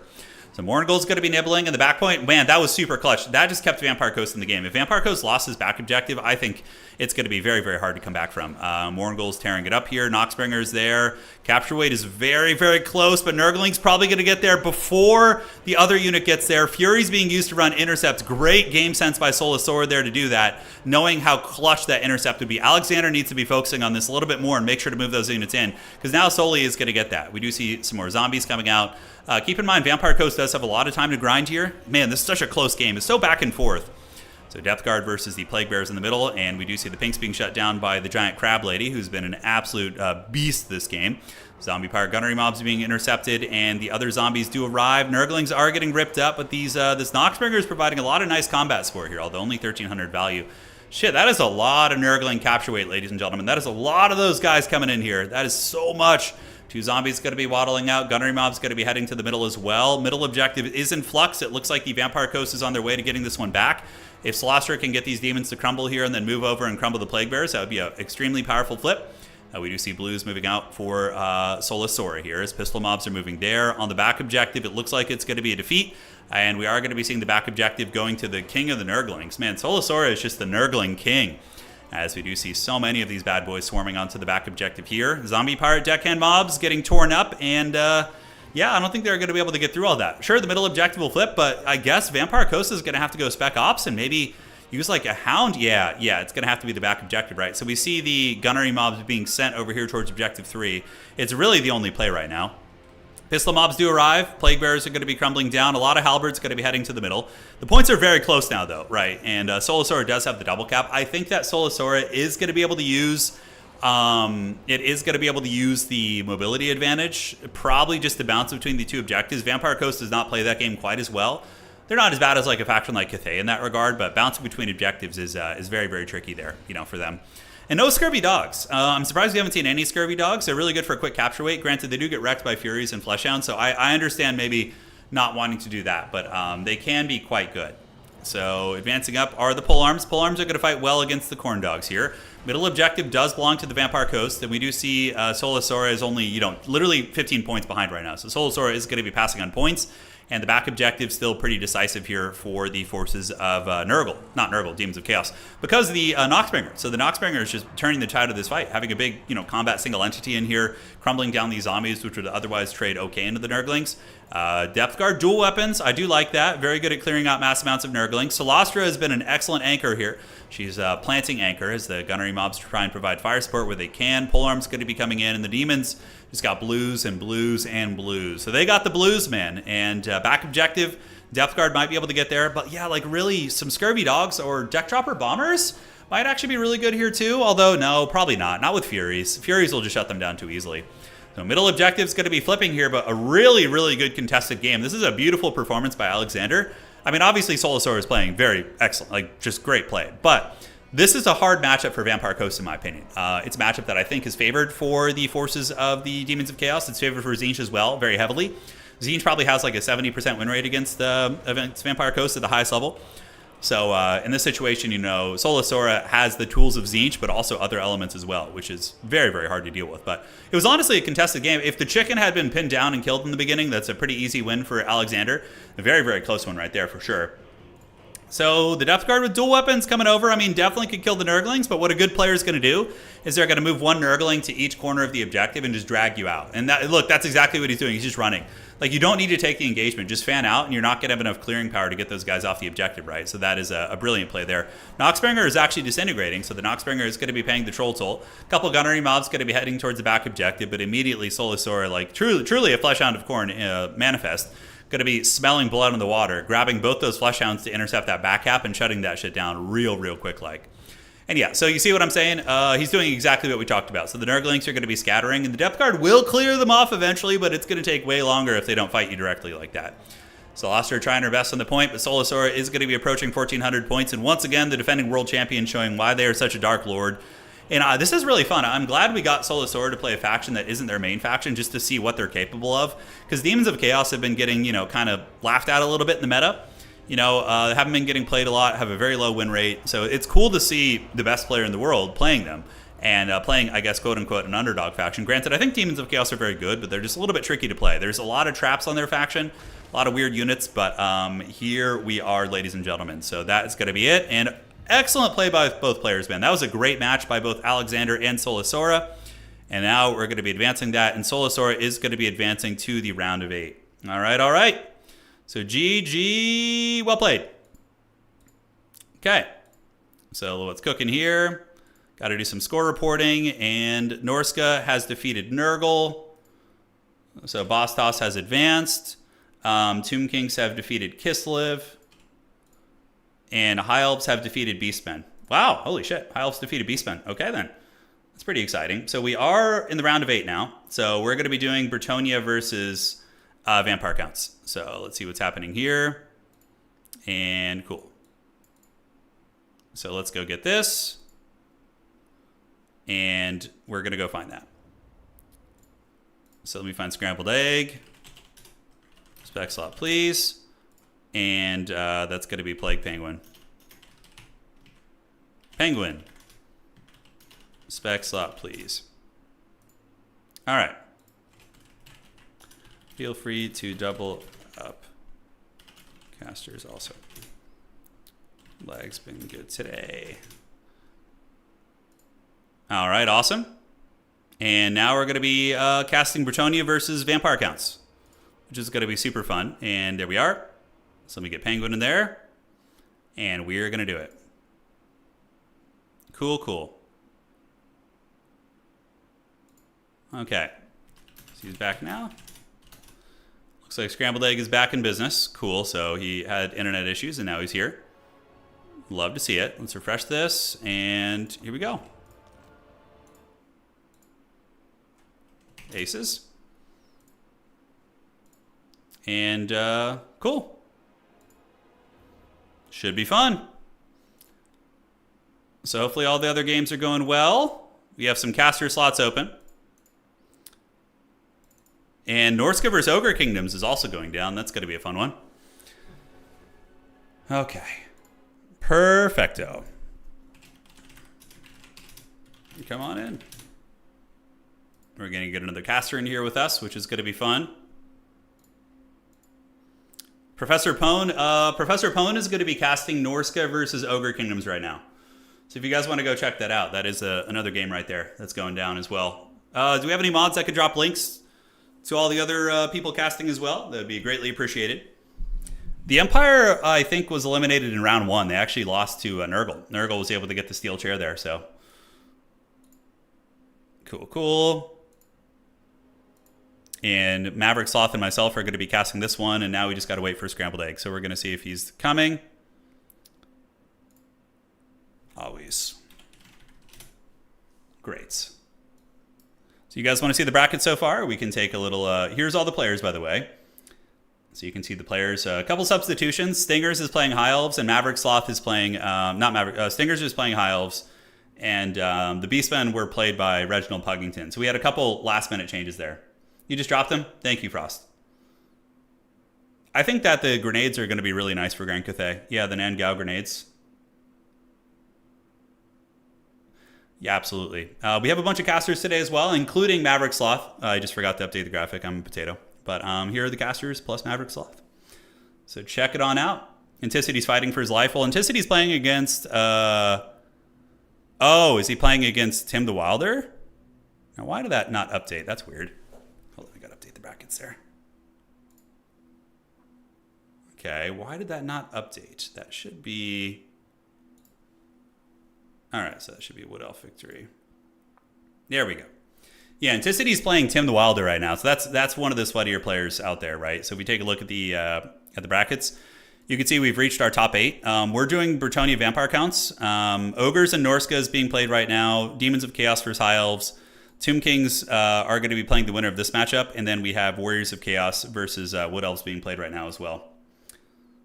So, yeah, casters, people are going to be casting games until top 4. When top 4 comes, I'm going to be casting every single game. So, we can try with more casters, but if there's any lag, we'll need them to step out. At that point, probably best to just kind of shut down your stream and come over here and hang out. So, that would be the idea. You should cast Tim the Wilder in Anticity game ASAP. Dude, but Bretonia and Vampire Counts, these are the underdogs. We got to watch this game. Anticity with an insane win, yeah? I will. Hell yeah. I can cast it. Cheers, man. Awesome, awesome. We'll out of region. Yeah, this would be. We have a couple major event winners, but this is a pretty sweaty event. This one is extremely sweaty. We got like all the best players in the world basically playing in this event. So this is definitely going to count as a S tier event. Yeah, which is exciting. Okay. Looks like he's here. I think he's here. But if any issues, you can step in. Okay. And Anticity with the steel chair. Awesome, awesome. Love to see it. So Anticity is the first player to reach top 4 in today's tournament. So if we take a look at the desktop capture, we can see the first player to reach top 4 is Anticity. He defeated Tim the Wilder's Wood Elves in a very sweaty Duel of Fates, which is super fun. And yeah, we're going to see who else is going to make it. Ogre Kingdoms playing against Bastos up here. Demons of Chaos playing against High Elves. That's a fun matchup too. And Tomb Kings and the winner of this game are going to be playing. And we'll for sure cast that. We'll cast Tomb Kings versus whoever wins this. So don't you guys worry. And yeah, players just doing their builds right now, and we're just going to be hanging out. Shout out to all the other casters. It's been fun getting the old community together for this. Definitely going very quickly though. That's something that, you know, something that maybe we gotta like pace it a little bit differently, because normally the faction wars are much longer, but yeah, it's all good. Those other games will of course take some time. If you could all ×3 all the multiplayer players like in campaign. Oh yeah. Oh, you mean ×3 speed? Yeah, like a high speed tournament would be pretty savage for sure. Oh man, that would just, all of us boomer players would struggle for sure. Blood Beast.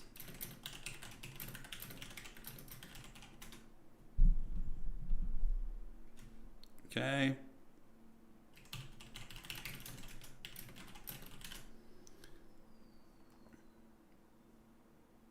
Perfect. They do not.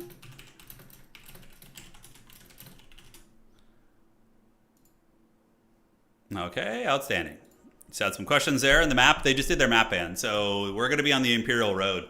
For the lady, let's get it, man. Dom match is ending in 5 minutes, ×3 speed. I would be down to do a high-speed tournament. I think that could be pretty fun, actually. I think that could be pretty fun. Dreaded, sorry, and I know I'm sorry. I forgot about the Match Madness thing. I forgot about it. Yeah. Okay. And cool. So casters are covering the different games. Who is casting the High Elf game? Frost, could you drop the links again to the different casters? I don't know who's casting it. Somebody is casting it, though. So you can go check out the other perspectives. Yeah, the games are going a lot quicker than expected. Bob says, thanks for throwing this together. Fun tournament. Soli OP. Please nerf his micro. Yeah, yeah. Soli is brutal to play against. Very brutal. For the lady.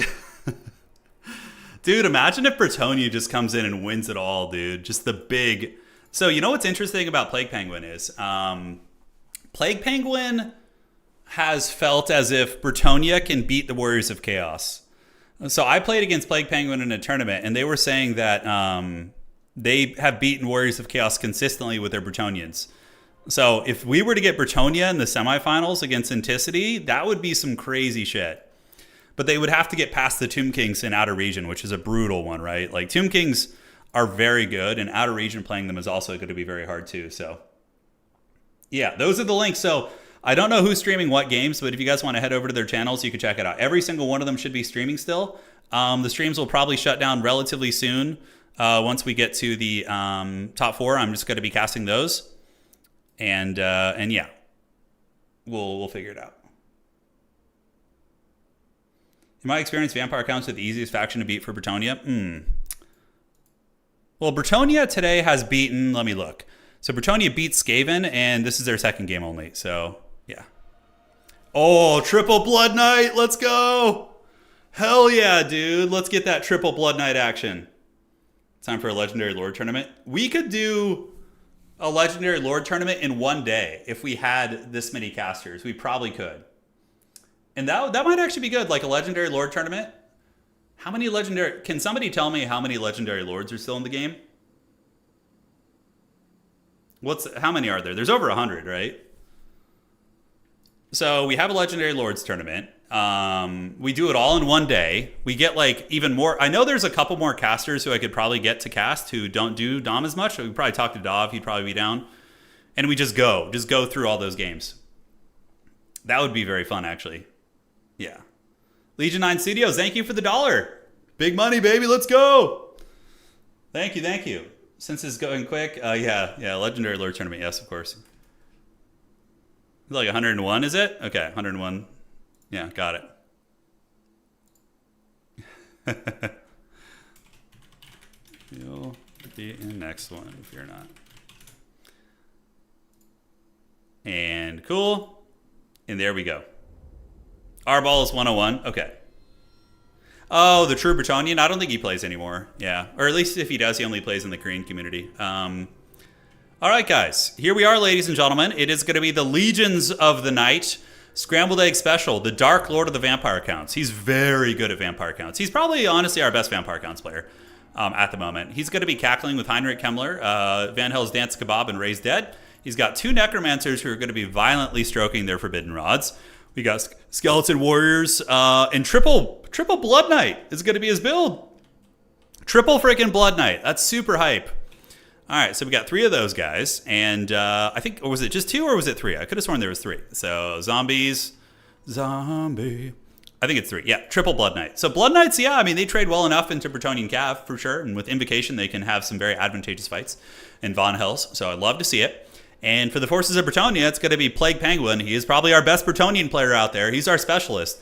And, you know, that's the secret way to guarantee yourself a spot in faction wars, is if you just main a bad faction and you're like the only person who grinds it, you're probably going to get invited to every single faction war. So we do have a Plague Penguin on King Lewin, who's hands down the most meta powerful choice. Halberds, Battle Pilgrims, and Archers in reserve. Archers to kill Mortises and Crypt Horrors and Corpse Carts. Battle Pilgrims to grind through chaff. And Lewin with Flock of Doom most likely. Yep. To kill the Graveguard and the other more elite units. So that's going to be it with Mounted DM and Archers advancing up. So let us know who you want to win here today. Are you rooting for the lady, or are you going to be pulling for the old evil cackling necromancer himself, Helman von Heinrich Kemmler over here? Extra evil, extra cackling.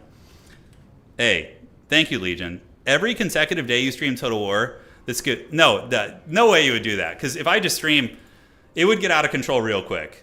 Yeah, there's no way you would do that, Legion 9. Don't test me, dude. If you would actually do that, I would.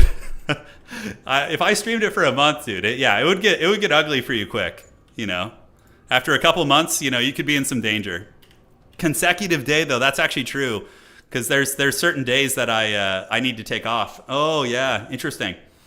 All right, guys, I'll think about that one. Thank you for the offer. That's very generous. Okay, guys, the Army of Darkness advancing up, and the Bretonians are advancing as well.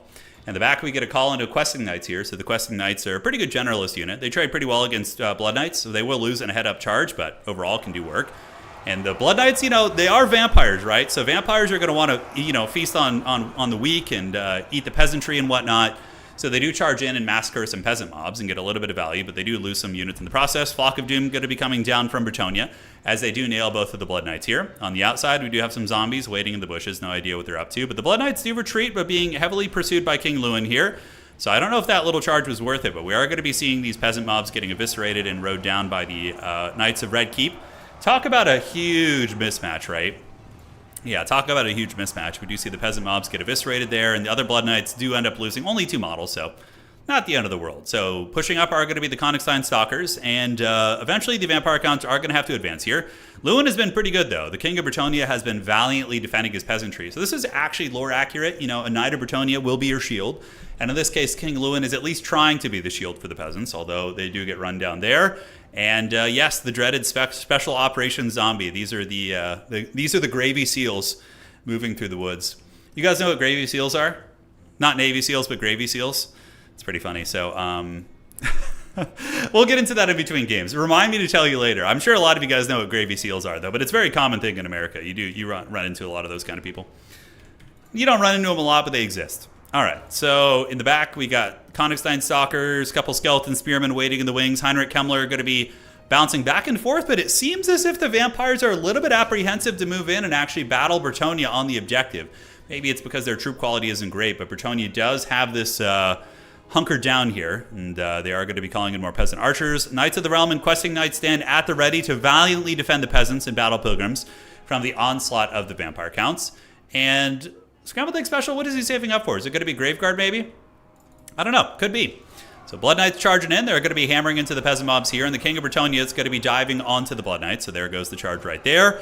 And now the Blood Knights are going to be retreating back. Blood Knight charge up on the high ground. But, like, the value trading here is not going well for the Vampire Counts. Like, losing a Blood Knight is like, ooh, man, they're expensive. They're, what are they, like 14, 15, 16? Aren't they 1,700? Super, super pricey, right? And here comes some Graveguard Halberds. I suspected that, Scrambled Egg felt as if maybe he didn't have good enough infantry quality.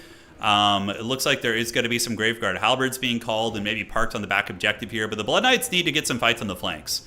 They need to, like, overwhelm a flank, but it's going to be hard with a freaking polearm here.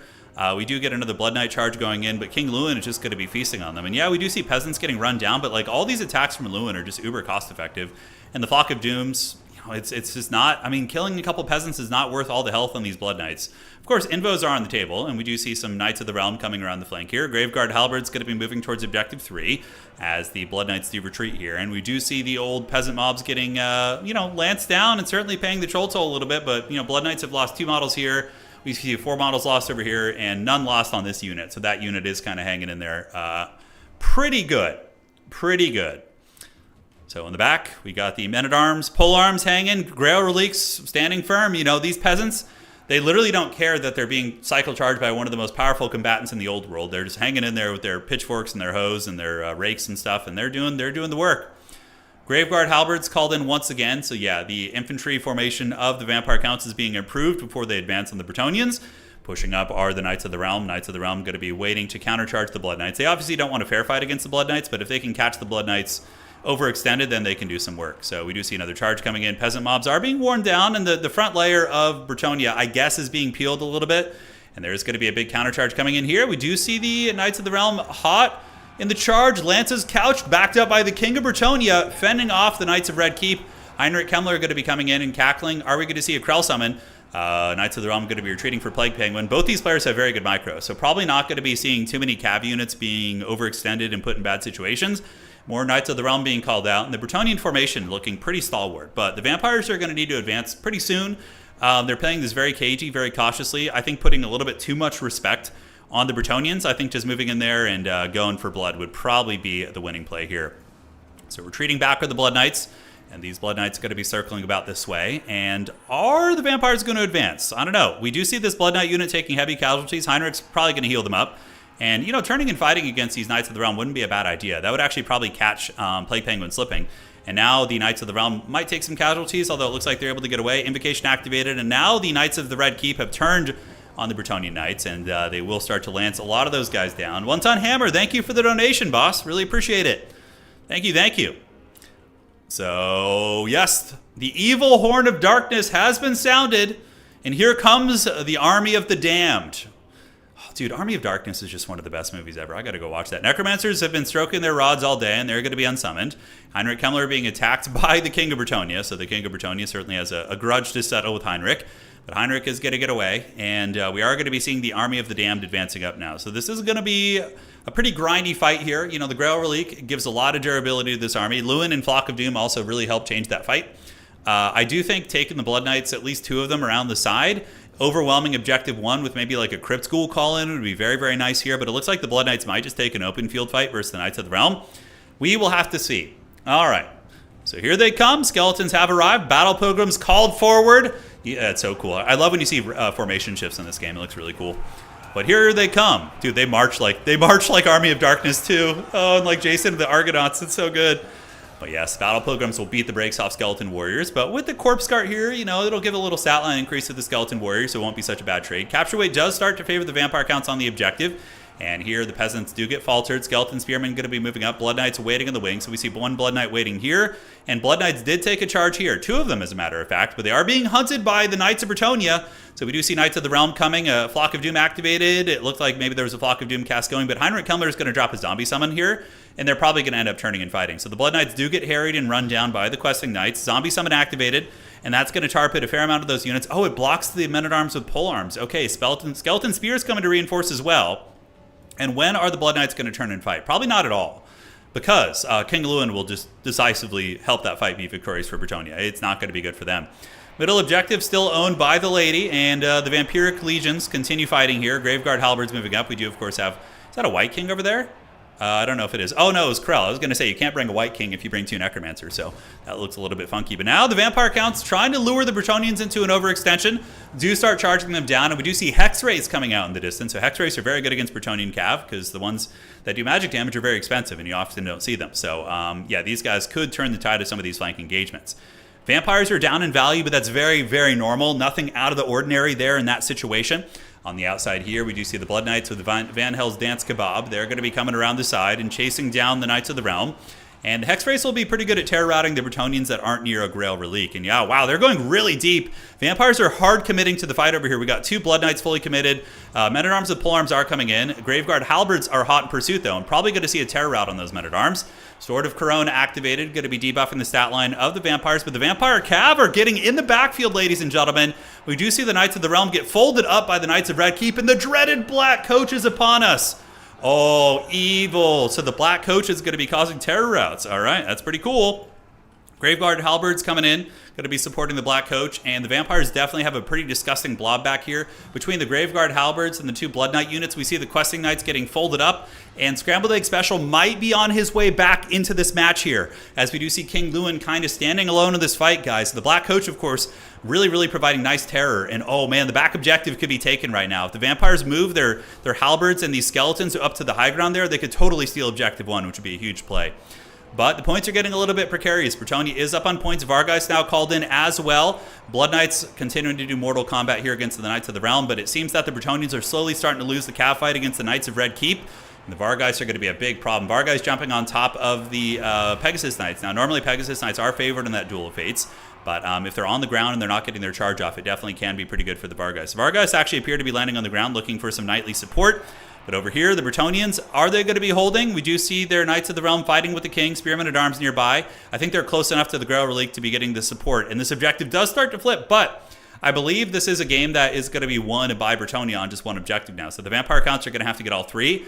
And we do see advancing Skeletons coming up, just mainly chaff units and whatnot. Graveguard Halberds extremely tough for Bretonnia to remove. In the back, we do have Knights of the Realm standing idle, very beat up, and the Knights of Red Keep are looking very healthy. And the Hex Race, I love the Hex Ray tech. That's so good because the extra terror against the peasants is so good. And wherever this Black Coach goes, dude, it is just causing massive havoc, terror routing the Bretonians away from the Grail Relique, and looking extra cool as it does it. Heinrich Kemmler, of course, with the Chaos Tomb Blade, going to be resurrecting nearby units. King Lewin still battling against Blood Knights, but he's really the last bastion of Bretonian strength. We do see Bretonnia up in value, but with healing taken into account, we probably see the Vampire Counts being ahead in this game. But Bretonnia is just going to start hunkering down to the back objective at this point, right? We do see some Foot Squires being called out to try and deal with the Graveguard. And when are we going to start seeing the Helm's Deep on the back point? Bretonnia maybe not to that point yet, but they will be very, very soon. They still have some fighting presence here, some Foot Squires on the middle objective with Battle Pilgrims grinding it out. And Heinrich Kemmler, oh, we have a Wizard duel, guys. Got a Wizard duel coming in here. All right, the Damsel of Beast being hunted down there. She's going to be heading to the back objective here. Hex Race are still pretty much full health, which is very, very brutal here. Pegasus Knight still active. Black Coach. Is this a Black Coach back here? No, just Skeleton Spears. Graveguard Halberd's going to be heading towards his back objective here. Bretonnia desperately scrapping to get, stay in this game and hold that back objective. But the Vampire Counts just decisively won the cavalry fights. The Blood Knights were able to just overwhelm them. And it makes sense. 3 1,700 gold cav units are going to defeat a couple Knights of the Realm in a questing knight, right? So on the back point, we do see it starting to flip. Bretonnia doesn't really have much here. We do see some yeomen coming in, but I think that the Halberds are probably going to get it. The Graveguard Halberds will be able to grind down the Pegasus Knights. Hex Race have 100% armor piercing, by the way, so when they fight an AP unit, they're ghosts. They're going to cut through the armor very, very well, and you're going to be seeing the crumbling of these Pegasus Knights. So Flock of Doom activated. Really good cast there by King Lewin. Bretonnia trying to hold on to this. What does Bretonnia have here? They have a foot squire unit, they have a damsel, they have some men-at-arms with polearms, and some archers coming back here as well. A little bit of funny business down here. Uh-oh, this is cheeky. If Scrambled Egg doesn't notice this could actually lose him the game. He's going to need to, call it a doggo or something back there. But the Vampire's going to be cackling on the middle. And the thing is, if the Vampires even flip the back objective for like 30 seconds, they're going to be able to win on just 2 objectives. So we're going to see if they get there. But no, actually, I don't know. Maybe not. It's still pretty far ahead for Bretonnia. They're at 1,300 points here. We do see Knights of the Realm being called in. And the Foot Squire is valiantly fighting on this point. Will the lady endure the wrath of the undead? The Black Coach going to be a big problem on this back objective. We're going to see some big terror routes coming in. Mounted Yeoman Archers, terror routed. Foot Squire is probably going to be terror routed very soon. Their leadership is incredibly low. And here comes the Knights of the Realm. Lance is couched for the lady, most likely. Do they have a proper charge order? We'll find out today. Going to be trying to knock some of the zombies off the back point, and they do get a nice charge there. The King of Bretonnia coming in, and this would be a big snipe. If Lewin were able to snipe down Heinrich cackling back here, that would be very, very big.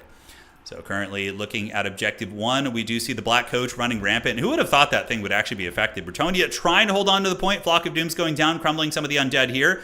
But more Blood Knights are going to be pouring onto the back objective, which is going to be so tough. And on this point here, looks like the Blood Knights, one of the injured ones did pull back there to deal with that unit. So they were able to chase that unit off the battlefield here.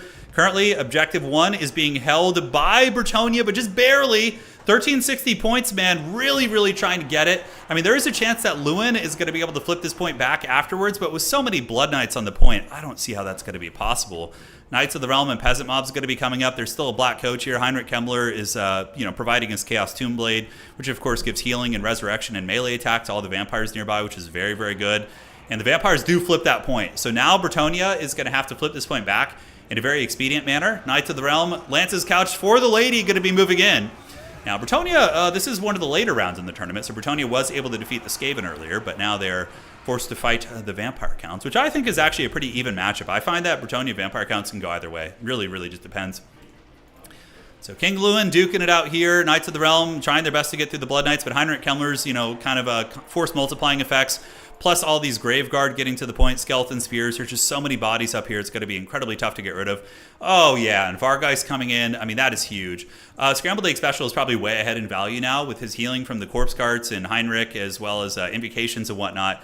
He's got to be ahead. Krell was actually summoned earlier. Krell was on the battlefield a little bit earlier. Now he's gone. So here comes the Children of the Night descending on the Sons of Bretonnia. And that's probably going to be the end. Sylvania is going to be cackling here today. Well, I don't know if Sylvania. I guess Heinrich Kemmler's kind of got his own. The Barrow Legion is going to be laughing it up, yes. So the Black Coach running over those archers. Dude, the Black Coach has been really clutch, by the way. I know we meme on it a lot, but it's such a disruptive little piece. It's like a small target. It's low to the ground. It's been chain terror routing the Bretonians, which has been very, very good.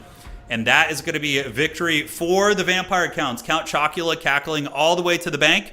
And now we're going to be having the Vampire Counts versus the Tomb Kings in the next match. So that's going to be great.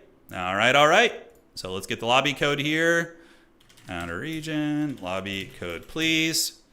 All right. Perfect. So let me see what the players need to say here.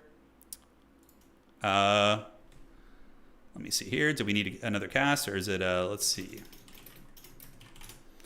Okay, so score reporting. Norska defeated the Ogre Kingdom. So Oishi was defeated by Chad Bostos. So we got Norska in the top 4.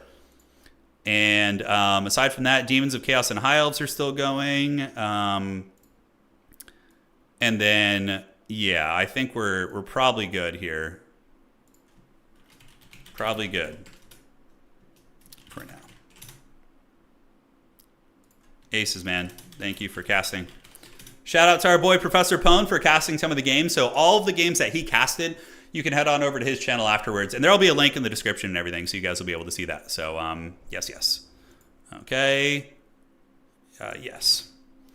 So we're going to do this, and we're going to hop into here, and we're going to go in there and get the lobby code from Outer Region. Outer Region, 6 slot, please. And there we go. Shout out to Pone. Thank you for the help, brother. Finals, everything's best of 1 in Faction War. Faction Wars are always best of 1. Yeah. Okay, so what are we going to do next? So we're approaching our top 4. And the remaining factions are Norska's in top 4, Warriors of Chaos are in top 4, High Elves and Demons of Chaos are battling for a top 4 spot right now, and Tomb Kings and Vampire Counts are going to be duking it out for the other top 4 spot. And we're going to see who's going to win our first Domination faction war, which is going to be a very, very fun. So let's refresh this, do that, and cool. All right. Yeah, had some good battles, Pone. Were they fun? Yeah, you have a good time with that? So there's still going to be other perspectives. So the players who are streaming, who are also in the tournament, let me message. Feel free to join this one also without her. Okay. Oh, never mind.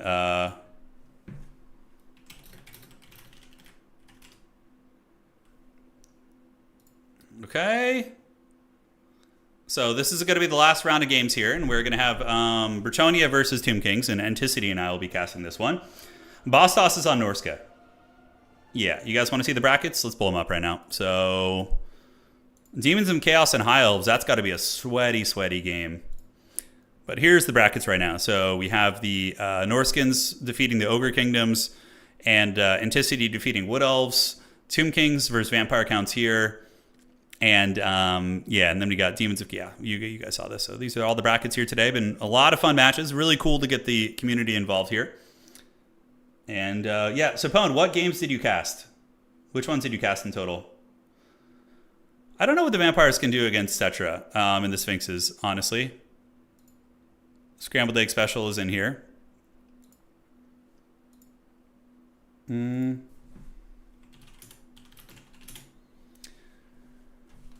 Thank you for casting. Thank you, Maverick Sloth, for casting as well. And yeah. Outer Region and Anticity will be streaming their perspectives in the if they make it. Anticity has made it. So of course there will be those streams continuing to go on. So Vampire Counts versus Tomb Kings on the Celestial Lake, which is probably a good map for Vampire Counts. Being able to blob fight, but Tomb King's mobility is no joke. Go Norska, they deserve it as the redheaded stepchild of chaos. I'm in the early stages of building an old world Lizardman army. Any suggestions for factions or lords? Oh, dude. I don't know anything about Lizardmen in Old World. They're very rare. You don't see them too often. But you can get all of your models from the Age of Sigmar line and just put them on square bases, which is really cool. Yeah.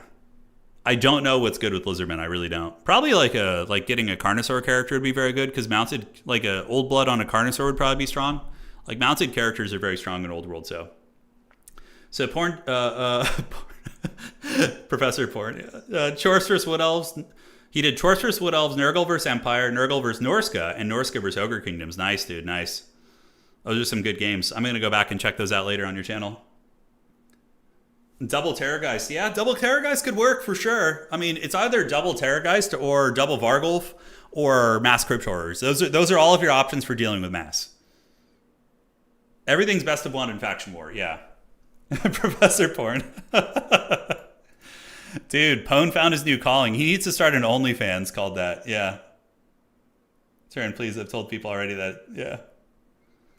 Pone could crush it on OnlyFans, dude. Absolutely.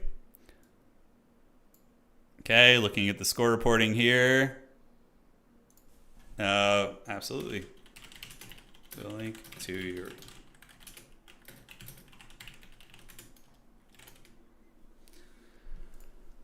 Cool beans.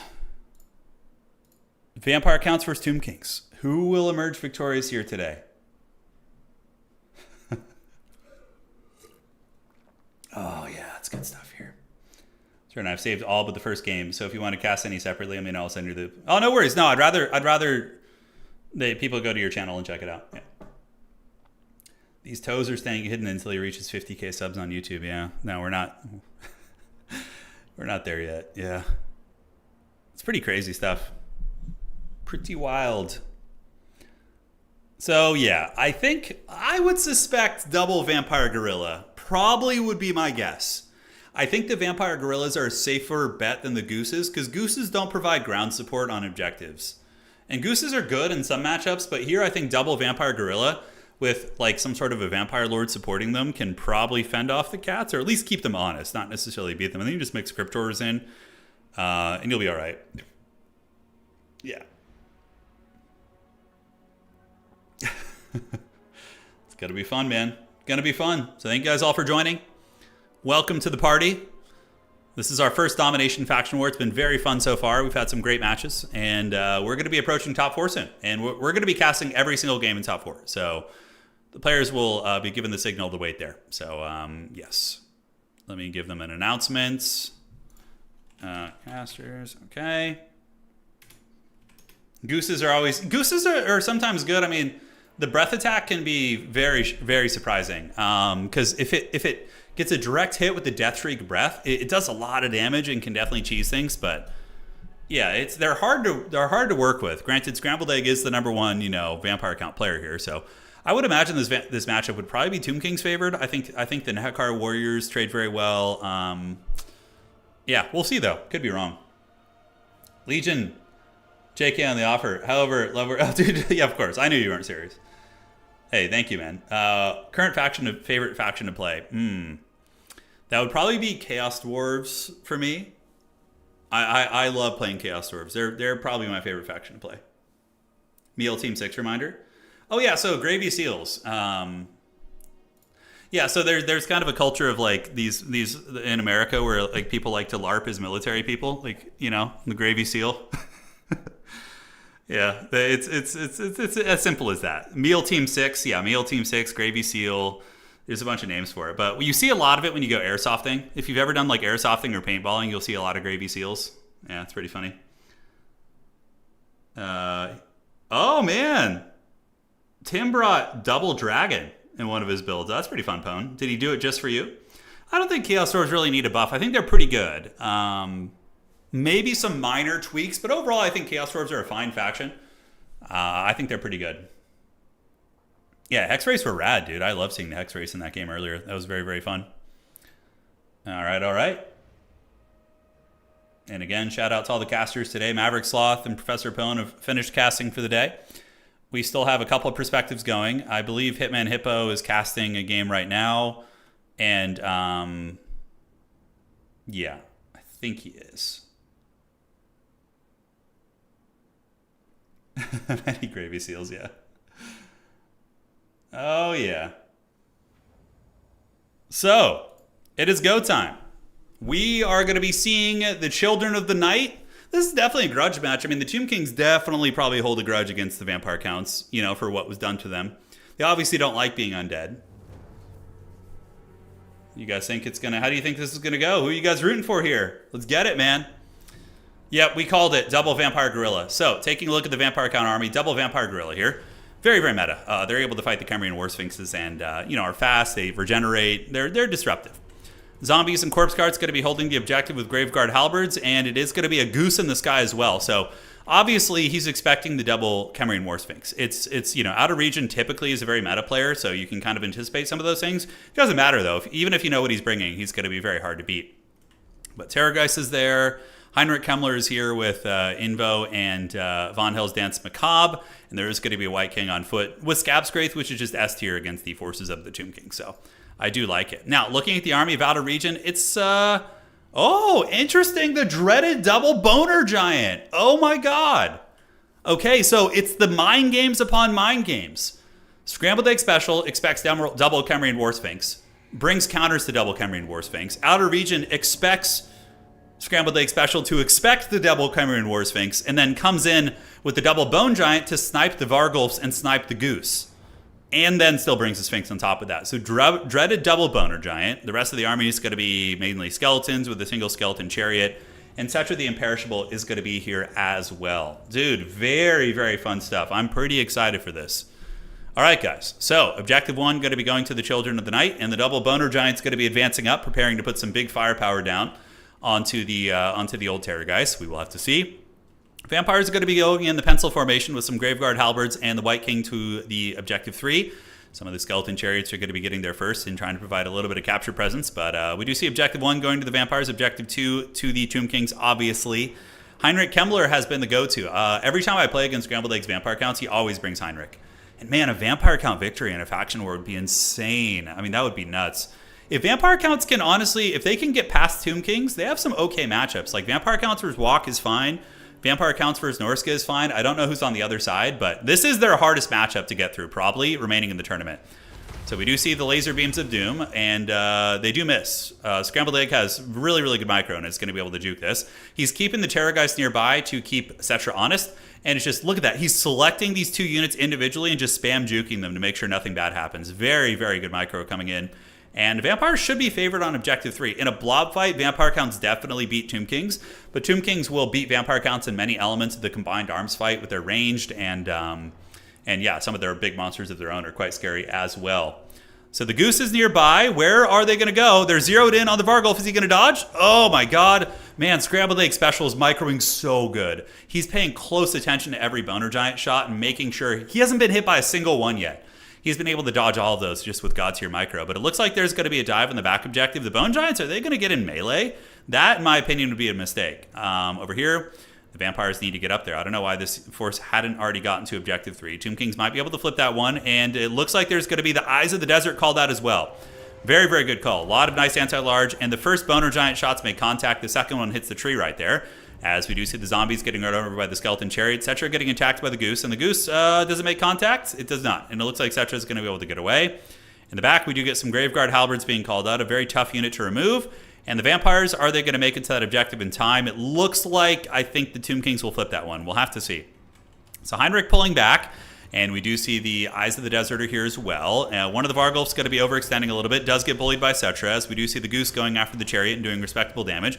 Vargulf gets knocked over. Cetra does use Nero's Incantation of Protection to give himself some Fizzres. And Krell is going to be summoned on top of the Eyes of the Desert. That would be the strongest play. Summon Krell right there. Start bonking those guys. One of the Vargulf's getting trapped, though. Getting laser beamed by the Eyes of the Desert. Where is Krell? Krell needs to get dropped on top of the Eyes of the Desert as a tie down right now, for sure. Vampire Counts managed to hold on to the side objective. That's a pretty big play for them. And here in the fight, we do see one of the Vargulfs going after the Eyes of the Desert. And now, are all 3 of the big vampire monsters going to go over there and, try and bully these? We will see. So Cetra going to be peeling over to the side objective here to try and cause some disruption. But he does have to face Graveguard Halberds. Graveguard Halberds won't kill him, but they will endure for quite some time. And the Vampire Counts are sitting pretty comfortable on the objectives right now. So a couple Skeleton Spearmen are really doing a lot of work, tying down both of the Vargulfs here. And we do see the Eyes of the Desert trying to snipe Heinrich Kemmler. And uh-oh, he's in a little bit of danger, going to get hunted there. Looks like old Cetra is going to be putting a bullying down on him. Oh, he's caught on one of the frickin' chariots. Oh no, that's so bad for him. And the Goose is going to be coming over to help. And it looks like he's going to get away as some Graveguard Halberds are saturating in to provide fire support. And both of the Vampire Gorillas are now laying a bit of a smackdown onto the Eyes of the Desert. So not bad for them at all. So one thing is the Bone Giants haven't been super effective yet. And look at the Goose. The Goose actually getting really good damage against Cetra here. And we do also have the Graveguard Halberd saturated in now. Vampire Counts are grinding on this objective pretty well, so we do see the Skeleton Spearmen being worn down on pretty much every front, as the Vampire Gorilla is hard carrying over here, just whooping these Eyes of the Desert. Oh, and Krell is here. That's why the fight is going well. Hell yeah, dude. Where is Krell? We have found him, boys. And Krell is just bonking these constructs. This is like a god tier situation for Krell. A situation where he gets the grind and just cut down large targets and not be kited. I mean, that's like about as good as it gets, right? So Heinrich Kemmler able to get away. The Goose able to drag down the Chariot. And overall, I would say the Vampire Counts are in a winning position in this game. Despite being down in value a little bit, they do have better healing than Tomb Kings probably. Although, I don't know. Corpse Guards and Invocations and whatnot, hard to say. And the Goose once again running interference and getting Von Hell's Dance Kebab. That's going to be giving him 70 melee attack and definitely will put some hurt on Cetra. Cetra does take some damage right there. And Krell able to get the job done. Dude, I love when Krell does good. Oh yeah, dude. The mighty undead Cornate champion able to get it done. Beautiful. So the Eyes of the Desert taken down. We have 2 full health Vargeist, which is pretty nasty. Heinrich Kemmler, ooh man, the Boner Giants are trying to snipe him out of region, kind of adopting some desperation tactics here, realizing he needs to get a big sniper, maybe kill the Vampiric Lord to win this game. Heinrich Kemmler, if he does get sniped by the Boner Giants, I mean, that could change the whole dynamic of the game. But Krell getting the job done, chopping through the Eyes of the Desert, as the 2 Vargulfs are now going to be hunting down Cetra. Cetra getting worked on by that Goose a little bit. I know some people in chat were kind of worried about the Goose's performance, but don't worry, it's doing just fine. On the objective, Graveguard are going to win this, and the White King also helping nearby with Scab's Grace is going to turn that fight. And we have a full health of Graveguard there. As long as Scrambled Egg Special can maintain the status quo and not let the polarity of the battle shift in any crazy manner, he's definitely gonna win this game most likely. So more Graveguard going to be coming up. Boner Giant shafts. They hit Heinrich in the face. Heinrich needs to just hide in the trees at this point. That's one of the only ways I think Scrambled can throw this. Just hide Heinrich over here and just cast spells from the bushes. Just don't mess around with the other options. Graveguard are very tough, and the problem with investing in 2 Boner Giants is we don't see Ushabti. We're not seeing things to kill the actual infantry, right? And, only 1 Camarine War Sphinx to get through like 5 or 6 Graveguard units is going to be very, very tough. So we do see the Goose over here. The Goose is going to be battling it out. Vargulf's coming over here to do work against Setcher the Imperishable. So there they go, moving in. The Atomic Gorilla Slap is on the way. Boner Giants. Did the Bone Giant just friendly fire Settra? It kind of looks like it did. Yeah, these Bone Giants have been a massive disappointment. 194 and 394. I wonder if this is a case where Outer Region kind of got in his own head a little bit and tried to like play out of his normal play style. And I don't know, or maybe he's had success with the double Bone Giants before. Because they're, on this map especially, this map has a lot of like hills and terrain and obfuscation. It's kind of a tricky map. So we do see more Skeleton Chariots being called in, but the Graveguard Halberd should be pretty effective against them.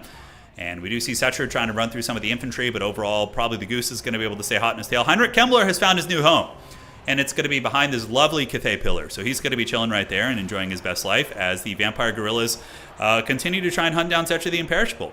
This objective definitely favored for the Children of the Night. So really, Outer Region's hopes and dreams just lie on wrestling Objective 1, which is not going to be easy. Bone Giants, shooting the Corpse Carts is good. They can't really maneuver away from you. Wearing those down I think is going to be nice. And Outer Region trying to get momentum on this objective. You might be able to, actually. Heinrich Kemmler pulling back, and Setcher is down to about half health too. That Goose has been hot on his tail and has been forcing him to run for a lot of the fight instead of just grinding against infantry, which is what he wants. Another shot in Heinrich. Heinrich does get blasted by the Boner Giant, so he better be careful, ladies and gentlemen. So back on the point, still owned by the Vampire Counts. We do see a healthy unit of Graveguard being attacked by Chariots. Graveguard still... Halberd's still trying to hold on here, but crumbling at negative 41. Man, do not lose Heinrich. That's how you throw the game. All right, so he's hanging in there. 800 points for the Vampire Counts. If this gets to a triple cap situation where the Tomb Kings need to get 3 objectives to win, I'm pretty sure it's just an auto win for the Vampire Counts at that point. They're going to be able to just laugh on the home objective all freaking day with like Graveguard Halberds. And we're not seeing any Crypt Horrors, by the way. That was really what I was expecting, but yeah, no Crypt Horrors. And Heinrich is at 1100 HP, dude. He needs to hide in the freaking trees. Like, hide on the other side of the tree line, use some invos. Oh my god, he's getting hunted by those Bone Giants, guys. Yeah, Outer Region is streaming his perspective, yes. And Inticity is going to be streaming his perspective as well. They're the only players who'll be streaming in the top 4 with me because they, of course, are playing. So, Setcher the Imperishable is going to get hunted down here. We do see him on the run. And Heinrich Kemmler juking. Where's the invo, dude? Does he not have it? Is he out of Winds of Magic? Okay, no, there is the Nero's Incantation. That's also one way Vampires could lose, is if Heinrich does get Karate Chop. That could be a big enough leadership penalty, but Vampire Gorillas are just too Giga-Chad. They're whooping everything. This is a natural Ushabti unit, but the Vampire Gorillas will be able to put some smackdown on them and grind that one out. Boner Giants over here are going to be ripping shots where they can, and they're still trying to get Heinrich. Heinrich finally gets the Invocation on himself, so it looks like he was maybe a little bit tight on Winds of Magic. Boner Giant shot from downtown, swing and a miss. And man, Scrambled Egg Special, his micro has been so good this game. It has been so freaking good. Some more skeletons arriving as Nehekara Warriors are also going to be pressing the point. Nehekara Warriors coming to the home point here, the Vampire Counts. Vampire Counts probably going to be calling in good quality infantry to try and hold their home objective. We do see a call-in of Graveguard, which are really tough to get rid of. Graveguard are one of the meatier units in the game. We have a healthy Graveguard Halberd here, which is going to counter any of the Ushabti call-ins. Boner Giants eventually are going to be forced into melee. Setcher being hunted by the Goose. And gooses are actually very ferocious creatures in real life. They'll hunt you down, they'll chase you, they'll do some serious work.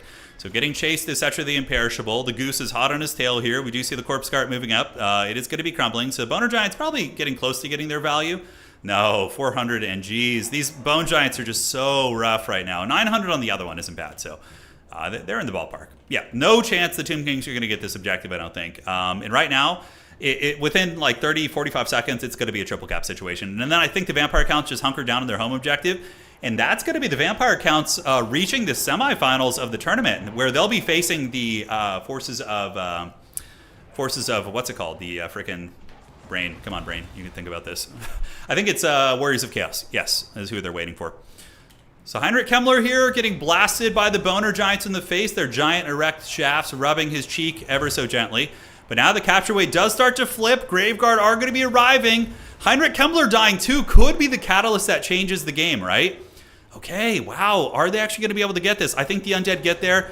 Oh, another shaft in the face, dude. He's just taking shaft after shaft to the face.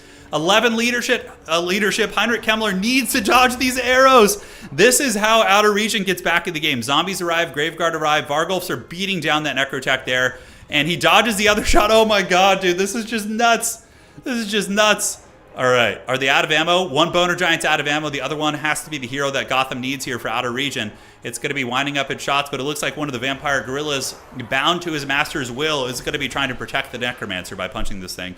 And Heinrich does barely stabilize, dude. He just barely gets away there. And, dude, they were laughing at the Goose, but no longer. The Goose is loose, and it's going to be hunting down Cetra here. Cetra sitting at 2100 HP, going to be getting chased by the Terrorgeist. Objective being held by the Valiant Graveguard. Well, not so much Valiant, but more like evil and terrifying. Corpse Guard giving huge buffs. Balefire or Unholy Lodestone going to be giving +5/+5 on stats, and also some other goodies as well. But Cetra is getting whooped on by that Goose the entire game. And on the back objective, the Bone Giants are now in melee and being used as combat pieces, and they do have 400 weapons range, so it's not insignificant. But Kepler Guard have also arrived too. Okay, interesting. So there is a chance this objective flips. The Kepler Guard might be able to get it done there. And where the Vampire Count's going to make their last stand, I think it's going to be over here. I think that makes sense. So Graveguard Halberds, because with the Kepler Guard being over there, that is a big threat, although there is a wave of the Tomb Kings coming in, mainly Skeleton Warriors, though. And Cetra is crumbling. The Goose is indeed loose. All right, so we see the big Goose moving in, and down goes Cetra, hunted by the Dread Goose, which is still full health. So now the Goose is going to be able to move to the back objective and start bullying the Bone Giants and some of those other pieces. We do get a Graveguard unit arriving here, which stabilizes the capture weight. And look at this. The Gorillas, the Vampire Gorillas are just whooping down this Bone Giant. It's at -9 leadership, and most of the undead of the Tomb Kings are going to start, crumbling now that their lord is dead. And it's the same way in Tabletop. In Tabletop, if you lose your, typically if you lose your Tomb King's Lord, who's a wizard, your Hierophant, your whole army starts crumbling. And the Court of the Night claims victory. GG, well played. The Goose going hard in the paint, and that is going to be a victory for the Vampire Counts defeating the Tomb Kings. All right, so let me check here. Cool. Demons of Chaos defeating High Elves. Solasora coming for blood here. All right, so it's going to be Demons of Chaos. And advancing. So our top 4 is Norska, Demons, Vampire Counts, and Warriors of Chaos. Awesome. All right. Here, thank you to all of our... Hold on, guys. I just got to do a little admin work here, and we'll take a look at the value. Anticity and Outer Region. And keep going. No, Outer Region's done casting for today now. I think Anticity is the only caster player who has made it to the top 4. Let me just double check this real quick. I believe. Okay. Yes. So now we're going to be casting every game in the top 4. So Norska versus Demons of Chaos. Okay, Warriors of Chaos can keep casting as they made top 4. So from here, I will cast every game. So please wait for me to play. First, we will do... we'll do Demons of Chaos versus Norska first. Norska versus Demons. Doc, is it? Yes. All right, so let's get the lobby code from Bastos. Lobby code, please. And perfect. So yeah, what did well? Heinrich was a beast. Vampire Gorillas were S tier. Goose paid for itself and did very good. And the Graveguard spam was really good. I mean, these units have always been very strong. And the counter against the Graveguard, of course, is the Kemerian War Sphinxes. But if you can shut down the Kemerian War Sphinx with your Goose and your Gorillas, you can definitely dominate the grind, which is very good. Bone Giants, I think, were the weak link. It was a really cool experiment. And, look, if Scrambled Egg screws up 1 micro and, like slips up for 1 second, he gets his Lord sniped and loses the game, right? So that, wasn't a bad build by Outer Region. I mean, he could have won that if with a couple less micro moves by your boy there. So GG, well played. And now we're going to be doing Bastos versus Solasora. And here we go. Okay. Come on in. Cool. And it's go time. So let me tell Bastos. This back. So thank you to Outer Region. Do you mind if... Yeah, Anticity is going to join. I'm telling Bastos to get a second spec slot open. Let's see here. Sack. And yeah, so we just need to get a second spec slot in here. We will see. Cool, cool. And yeah, now we're in the semifinals. So it's been a great tournament today. Every single game is documented on somebody's channel, by the way. So even if we didn't cover it, you can head on over to one of the other casters' channels, which will be linked in the pinned comment in the video after this. So you'll be able to see all that. And no matter what you're into, it is out there. And let's go to the desktop here. So yes, you can see High Elves were defeated by the Demons of Chaos. And I mean, it's Solasora. So now it's going to be the defending world champion versus one of our very top tier tournament players here in Bostos. Bostos with a great run today. Bostos defeated Nurgle. He defeated Ogre Kingdoms. And now he's going to be facing off against the old Demons of Chaos here. So we will see. And then after this, we're going to be doing Anticity versus Scrambled Egg Special, which is going to be super, super fun. So very excited for that. And right on. Let's get it. Evil Knights versus Werewolves. No, not yet. Yeah, vampire counts are probably the biggest. I mean, Demons of Chaos have not been doing well in the meta right now. I mean, but that's also because, like, I think a lot of good players don't jam them too hard. I mean, let's see. So vampire counts have been doing better. There's a couple people have been bringing them back up. Vampire counts have basically a 50% win rate. Demons of Chaos have a 43%, but very little games played, so it's not a very good metric. I would say they're similar in caliber. Norska is very strong right now, and Warriors of Chaos are very meta too. So the Warriors of Chaos and Norska are probably the two remaining super meta factions. Vampire Counts and Demons of Chaos are a little bit less meta for sure. The Norska versus Nurgle game was amazing, was it? Yeah. Dude, I'm gonna go watch your video later, man. Hell yeah. It's gonna be a good one. $5. You got $5 on Bostos? Yeah. I don't know. I can't. No predictions. These guys are both so good. Bostos practices a lot. You know, every time I get on, and there's a tournament, I see him in the RTK Discord with his crew, and yeah, who knows? This could go either way. This could go either way. Okay. And okay, just responding to some of the players here real quick. Doing some admin stuff. Thank you to our casters who have wrapped up for the day. I think that Hitman Hippo is just finishing his stream. They're more than welcome to just watch my perspective if they want to, of course. But yeah, I think most of the casters have wrapped up for the day.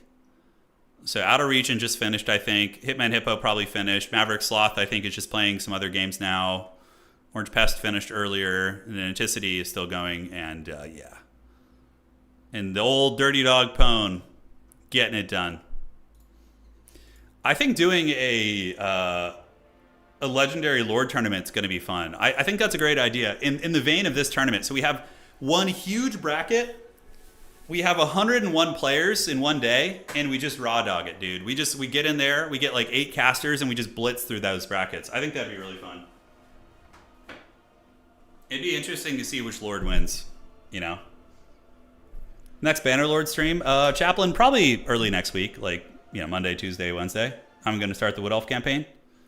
Would be my guess. Okay, perfection.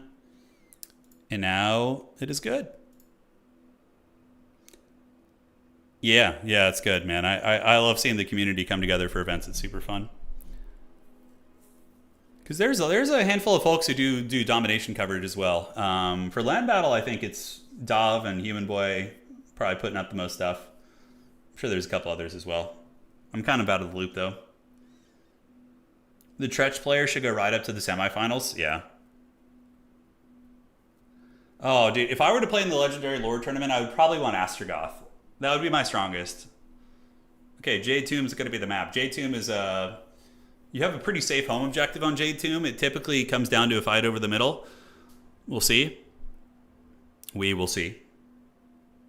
Imagine having to play Greasus. Yeah, Greasus is just suffering. It's just suffering. I don't know if we could muster... Like, the problem is, I know there's at least, like, 40 or 50 really good, solid tournament players, but beyond that, we'd have to start digging into, like, the newer players, which is fine. It just wouldn't be as fair. Yeah, Tequila Sunset does the Land Battle stuff, too. That's very cool. I just want to do the blimp. Oh, God, don't make me play a Magister on a blimp, dude. Don't do that evil to me. Don't do it.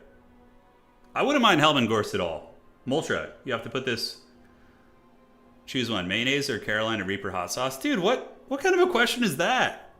Thank you for the 150. But that is an extremely easy one to answer. Mayonnaise is like one of my favorite foods. All right, I'm not the only one who does this, right? I actually prefer to dip my French fries in mayonnaise as opposed to ketchup. Am I the only one who does this? Am I the only one? I would accept it. Yeah, absolutely. If you're in the Discord, make sure you're in our Discord because that's where I would announce it. Probably if I'm going to do a Legendary Lords tournament, I'm just going to post the challenge link and just say first come, first serve. Whoever, you have to sign up as your Lord or whatever, you know? Mayo is just eggs and oil, exactly. That's not disgusting. Heresy? Dude, mayo, French fries and mayo is so good. You used to, okay, I'm not the only one. Nicolo's over there. You used to, says Mirth Logic. Okay. Most of Europe does that. That's right. That's right. You know, Poland, my wife is from Poland, and I love Poland. Yeah, like they do a lot of mayonnaise on everything over there. So I really enjoy that. Mayo goated. I agree. Mayo is goated. And here's the thing. All of you youngins out there, all right? It's easy for you to laugh at this, but I have way less heartburn without all the tomatoes from ketchup. Yeah. Oh, dude, garlic aioli rules, dude. Oh, I love garlic mayo. Yes. Yes, garlic mayonnaise is otherworldly. I agree, dude. That's just full boner. Yeah, outside of that, I find it disgusting. Okay, we're getting some good opinions. Yeah, tomatoes. Yeah, I mean, I get pretty bad acid reflux when I eat a lot of tomatoes now. As I've gotten older, my body has gotten more decrepit. I have to eat a little bit better now. So,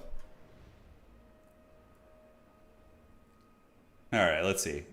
Let's see what the age bracket is here. All right, I'm actually genuinely curious.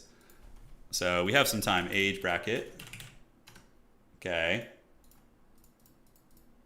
So. Okay. So let's do ages 1 to I don't know. We'll do 1 to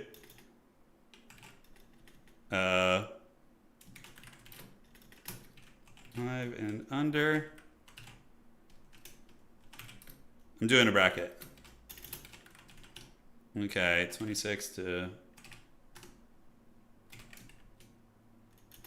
40 to... All right. I'm curious what we're rocking here. It's kind of just a random bracket, but let's see. Let's see.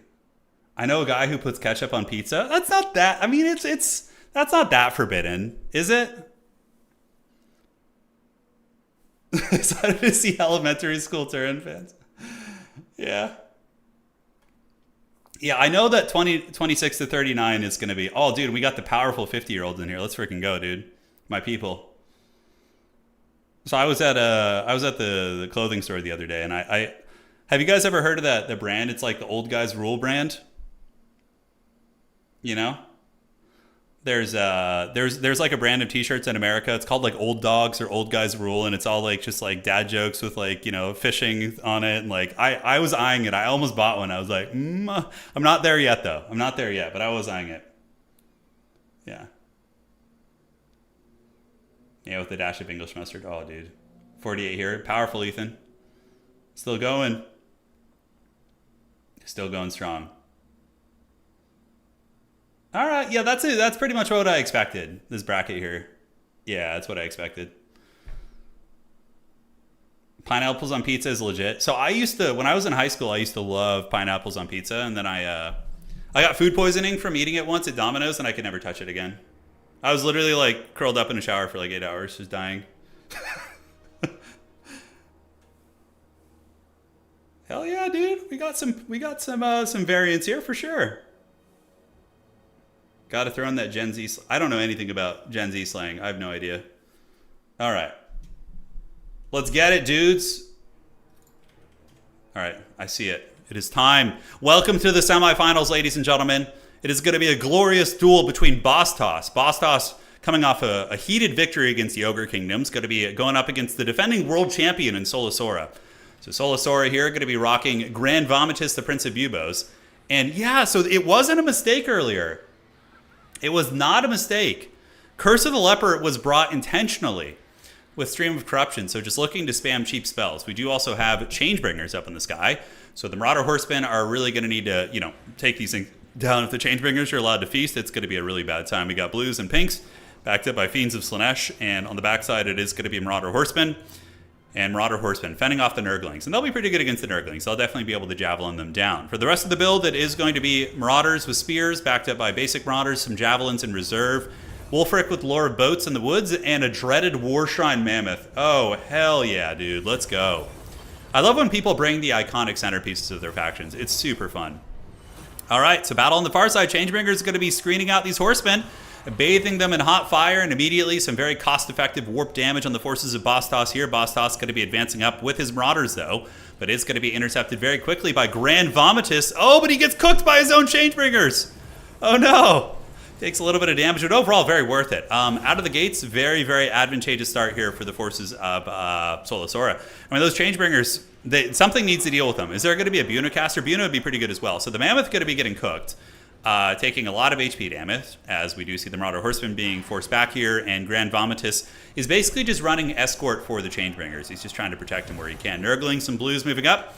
Changebringers going to be cooking into these. Oh my god, those Marauder Spheres having a really bad time. And yeah, man, Solasora is just having a masterclass of screening for those Changebringers, right? And using his blues and pinks to punish Bastos here. Oh no! Those are like game-losing plays right there. Brutal! Those horsemen getting nailed by the Tzeentchian shooting, and this screening is so good, but he did get some damage against the Changebringers. We do see the Mammoth is going to be battling Grand Vomitus here. A couple Marauder horsemen are still online. They might rally. These ones are probably going to run off the map, but the other ones could potentially rally here. So I guess it's just going to have to be face-to-foot style right now, as we do see Norska taking some huge beatings from the Changebringers up in the sky. A Buna caster probably would have been very good, just to one-shot them. Buna cast on Changebringers does 1,000,000 damage to them. It's very, very good. Changebringer's going to be going for it, and it looks like there was a Spirit Leech activated on top of Grand Vomitus. So there's a Deathcaster. And are these horsemen going to be able to pick off more Changebringer models? They are underneath. Changebringers are going to be on the run. Norska has taken some massive damage from these guys very, very early on. But the Warshrine Mammoth is going to keep these spears fighting. And Changebringers are starting to take some damage. We do have some Condom Wolves coming in, so just basic variant Skin Wolves, which are going to be very, very good against the Fiends of Slaanesh. But those Changebringers are just decisively crushing all of the Norscan mobility. That Warp Fire, and man, Solasora is so good with those pinks and blues. Every time something juicy comes in range, the targets get switched. Now, one of the first good engagements here for Bastos, good fights. He does manage to get his Skin Wolves on top of the Fiends of Slaanesh, but Curse of the Leper, dude, MLG. 90 armor on these Fiends, and damage reflection, and the Skin Wolves are getting cooked by the Warp Flame. That is so clean. And we do also see some Fleshhounds of Khorne coming in. They're going to be pursuing and hunting down those Skin Wolves here. So on the objective, Norska does have a presence. They do have their giant mammoth, but Grand Vomitus, the Prince of Bubo, is going to be taking this Warshrine Mammoth to Pound Town, and the Marauder Spearmen also going to be moving up here. So here they come, as the Fiends of Slaanesh continue to nibble away at the Warshrine Mammoth. And man, this is just looking over.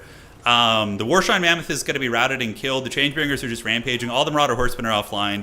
Wolfric with his Lore of Boats, I mean, he has gotten a couple good fights back here, but this is just a brutal, brutal game.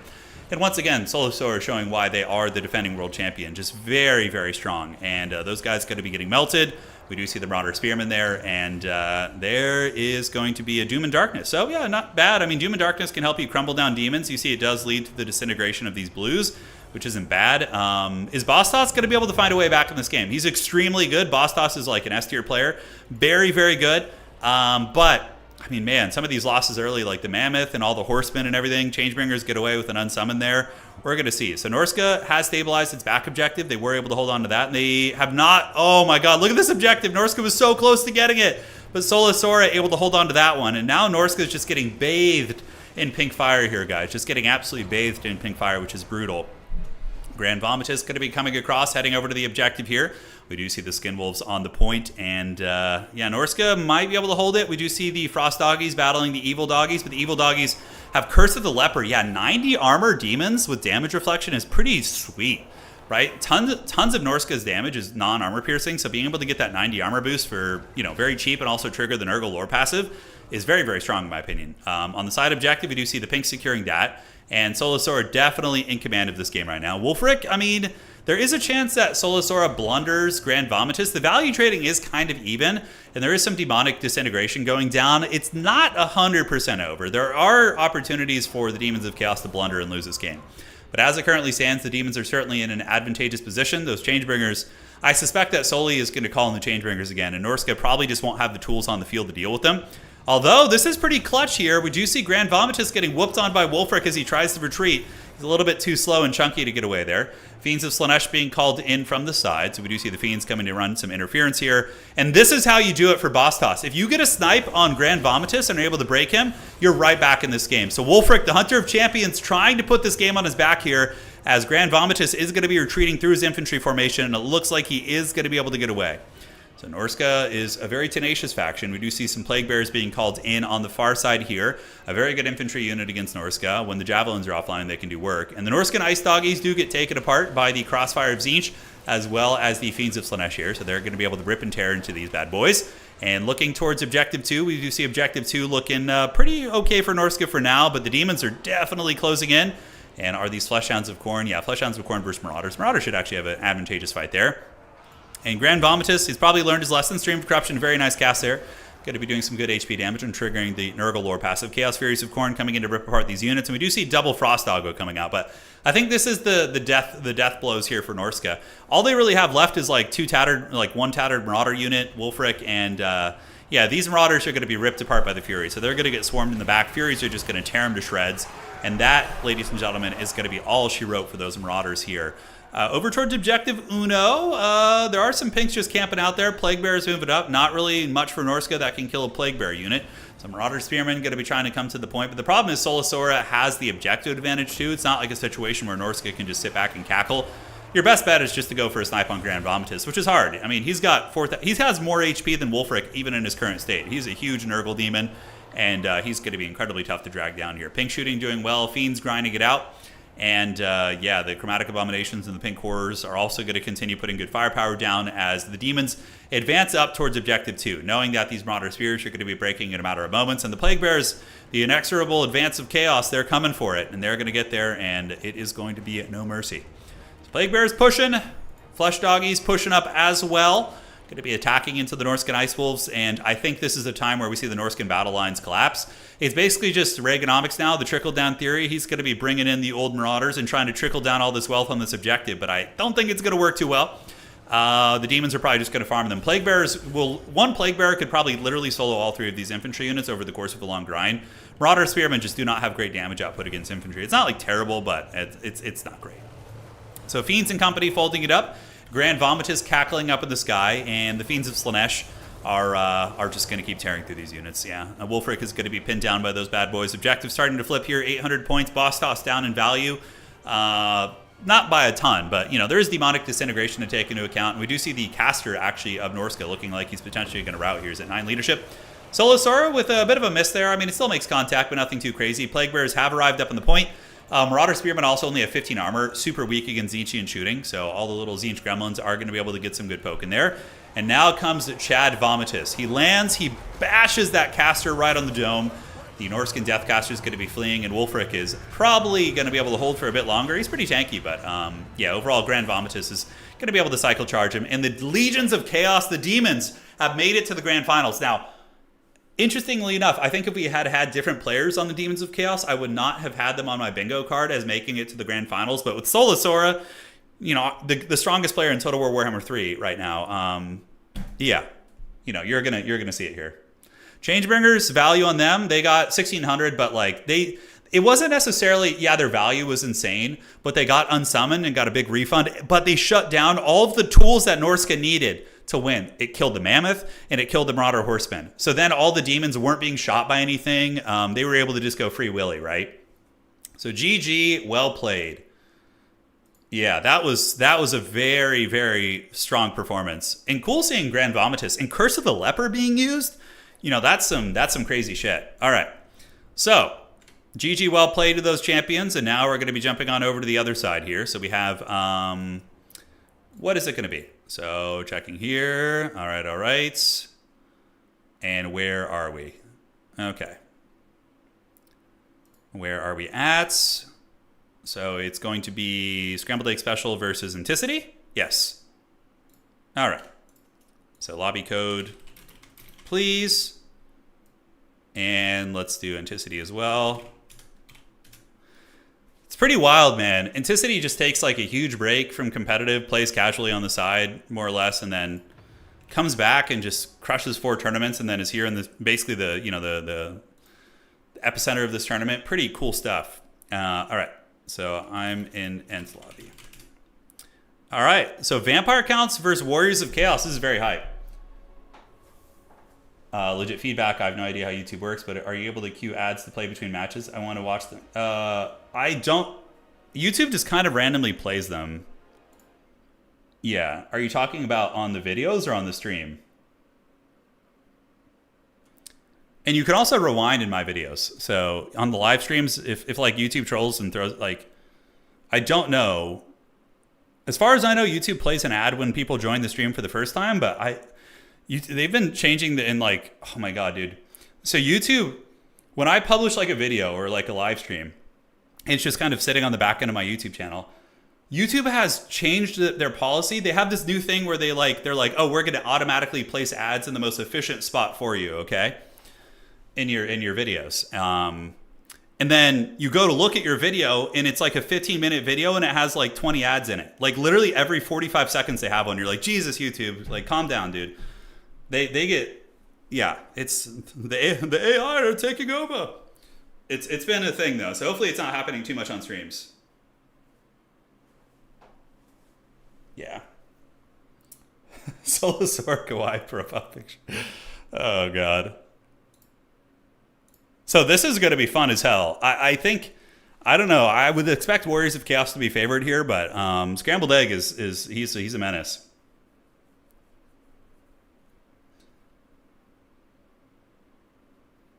Yeah. How would you do for Daniel for the Legendary Lore Tournament?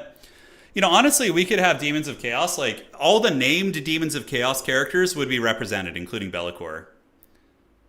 I would be down to do it. We would probably have a lot of drops, but we would pick a Saturday, okay?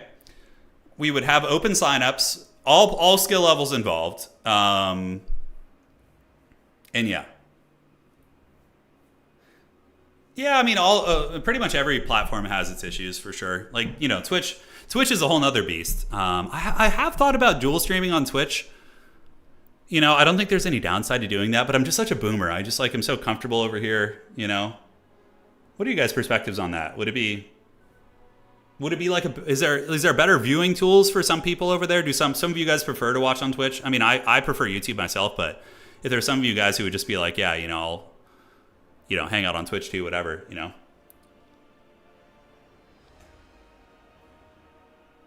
But yeah, it's true, Pepe. Yeah, it is. Change is frightening. Yeah, it's true. It is. Warriors of Chaos here. Aspiring Champions are S tier in this matchup. They're really hard to kill. Aspiring Champions mixed in with Blood Beast is a super powerhouse combo. Very, very powerful. Hell Cannon, probably not. Probably not a Hell Cannon here. Maybe though, actually.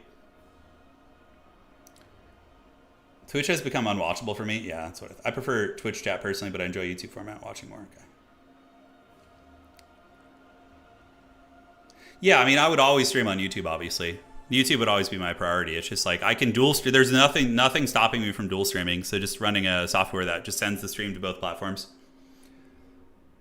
You guys, the bathtub streams on Twitch, is that still a thing?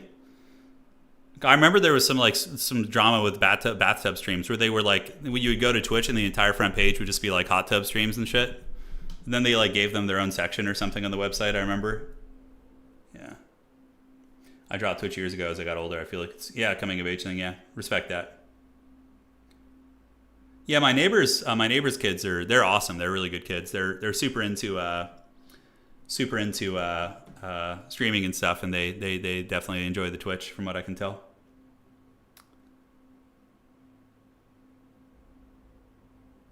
It's just too hard to access X for going back. Yeah, I hear you. But you could always just watch on YouTube too. And it's crazy to me that no one in YouTube management has looked at things Twitch in particular does. Yeah, I mean YouTube is definitely, I like the platform a lot more myself, but yeah. So back onto the subject of the tournament, we have Warriors of Chaos versus the Vampire Counts. Solasora waiting in the grand finals. The Demons of Chaos have been cackling all the way to the bank today, guys. And Soli is going to be in the grand finals. Well played to Boss Toss. Very, very good first run. This is our very first Domination faction war. It's been super fun. I'm really looking forward to going and watching some of the games on other people's channels. If you're not favored by Twitch, don't even bother, yeah. Well, that's always, for anybody like out there who, anybody out there who's interested in starting like streaming or videos or whatever, I always recommend Twitch has really, really bad discoverability. Like if you're a small streamer, like let's say you start from scratch, you don't know anybody, right? And you're trying to just, get a career going on Twitch or whatever. It's brutal. Like I have had several friends and known people who've tried to start on Twitch and just raw dog it. And like, dude, it's just miserable. The discoverability is a joke. Whereas YouTube for its faults, it does have good discoverability. Like when I started YouTube, I didn't know anybody, just raw dogging it, right? And the discoverability is better. The algorithm does show your new videos to people. Like new channels get pushed on YouTube, whereas they don't seem to get pushed on Twitch. Yeah, which is tough. That would always be my 2 cents though. YouTube is definitely a better place to start, if you ask me. Twitch seems like it's very based around nepotism. Like it's who you know, it's networking. It's lucky moments, like getting caught in a moment on a big stream or something. Like it's a lot of that. For our stream, and I get, yeah, I hear you. I hear you, Tuska. Yeah. It doesn't have a stream viewed rewind feature. Yeah, you can't rewind on Twitch streams, really?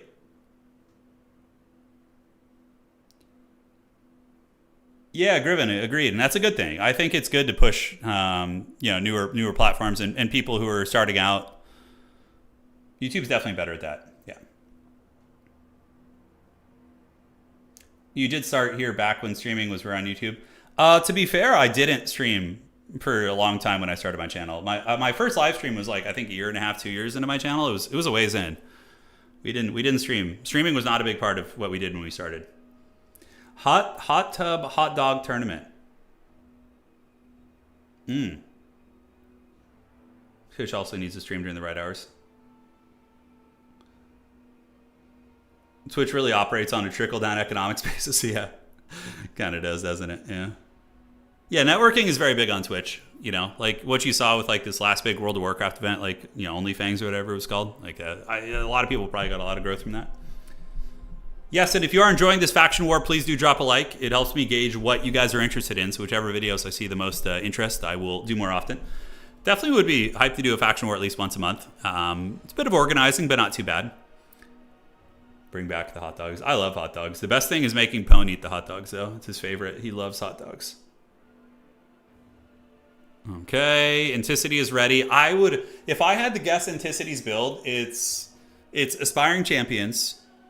It's like 3 Aspiring Champions, maybe 2 Aspiring Champions, Severed Claw, 2 or 3, maybe 2 Blood Beasts, Archeon with Burning Head and Spirit Leech, and Marauder Horseman. That's my guess for Anticity's build. For Scrambled Egg Special, I have no freaking idea. He is the forbidden fruit, dude. We don't know this man. He's a man of mystery. Yeah. So it begins. Rise Champions. Sounds good, Alexander. Yeah, maybe I can dual stream in there. Oh, hey, I was in the ballpark. I got the 2 Blood Beasts right. I got the Aspiring Champion, and I got Archeon right. So there were elements of the build that were pretty on point there. I was expecting more Aspiring Champions, but Forsaken are really good too. They're very weak against Graveguard Great Opens and Cryptors and Black Coaches and things like that, but they can rip apart chaff like super well. Super well. So this is going to be fun. Yeah, Archeon Archeon is good in this matchup. He's not a meme. He can duel any of the vampire characters. He has 2 of the best spells against vampires. Burning Head wrecks them. Spirit Leech is very good for killing SEs. And on top of that, he can give immune to psychology to nearby units with the Crown of Domination. Did he bring that? He didn't. Okay, just Burning Head. It makes sense. That's the most streamlined, cost-effective. So here's the idea. You use the Forsaken to tear apart the infantry, except the Graveguard. Graveguard, Forsaken counter zombies and skeletons. Graveguard get countered by Blood Beasts. Archaon manages to single entities and uses Burning Head to clear out chaff. And the Hellstriders help you win the mobile game and give you bounce between objectives and can isolate Cryptors and reinforcements and things like that. Now, the one weakness of this build is it would struggle against SCs a bit, in my opinion. I think like big vampiric monsters might give this build trouble. Yeah, the Blood Beast can kind of fight against it, but overall, it's going to be a tricky pickle, so we will have to see. Advancing up are the forces of the Vampire Counts. It is going to be a Strigoi Vampire Lord on foot. Ooh, whoa, okay. He might get his butt kicked by Archaon. Maybe. If they end up in like a Mortal Wombat fight in a brick, I mean, he's a really good fighter, and he does have Spirit Leech as well, but Archaon might lay a whooping on him if he's not careful. The rest of the army is going to be zombies with corpse carts, and the double Vampire Gorilla or just the single? Okay, double Necromancer stroking the Forbidden Rod. Corpse cart here. One Vargulf, and is it just the Uno Vargulf? I think it's just the one. It's a very chaff-centric army, very chaff-centric, with a couple Graveguard Grey Opens in the back. Yeah, I think I saw two. Yeah, Graveguard Grey Opens here will be great. They'll definitely be able to beat down the Forsaken, but as long as you can keep the Blood Beasts off them, they should be all right. This is the semifinals. The Demons of Chaos are in the grand finals, and whoever wins this is going to be facing the Demons of Chaos. Now, Demons of Chaos are pretty good against Vampire Counts. There is some tech if you use the Von Karstein Lord to control the skies. You can actually win that matchup, but it's pretty cursed. Warriors of Chaos would definitely have a better time against the Demons of Chaos in the grand finals, which is kind of cool. Archaon, like, you know, the Warriors, the Mortals fighting against the Demons is kind of an interesting archetype. So, Hellstriders, what kind are they going to be? The anti-large variant. So there are going to be two of those grabbing those objectives, and we do see the Vargulf moving up. Necromancer on the way, as is the Strigoi Vampire Lord, so they're on their way out. And Archaon going to be getting hit by an overcasted Spirit Leech. Archaon hates Spirit Leech. It's definitely one way to drag him down without having to deal with his crazy combat prowess. Strigoi Vampire Lord does take some overcast damage, unfortunately, though, but he does have passive regeneration, as you can see, so he is going to be able to heal up there. Blood Beast preparing to swarm the objective. Anticity super hyper-aggressive on the points. He is a very, very good micro player. Insanely good micro player. So he's going to be moving up. We do see the Blood Beast of Khorne grabbing this objective here. And the battle is now on. So Archaon is here, and that's a lot of capture weight. 3, 6, +4, so that's going to be 14, 17 capture weight here for the forces of Anticity. And the Blood Beasts are going to go beat down those Necromancers. They're just going to just start punching them and doing a lot of damage. Archaon also going to go for a kill as well. Anticity being a very, very big bully here on the objectives, which he has the micro for it. He's so good at playing with these like cav-heavy armies. And we do immediately see one Necromancer getting just taken to Pound Town by Archaon. But Spirit Leech is activated, Scrambled Egg Special is nearby. And, you know, the Chaff army is now piled in. So the Skeleton Spears will start getting kills on the Hellstriders. But the Necromancer's just straight up dead already. Oh my god, alright. So no Forbidden Rod stroking. Oh my god, Anticity luring him into a blob. And then punishing him with a thick burning head, dude. Oh, thing of beauty. Man, he is playing like a man possessed right now. That was very, very good. And he's been denying the Vampire Count's points and taking minimal casualties, really. I mean, he only lost, I guess, a little bit of HP on his Hellstriders, but they're going to be able to get away, as we do see a Blood Knight calling as well.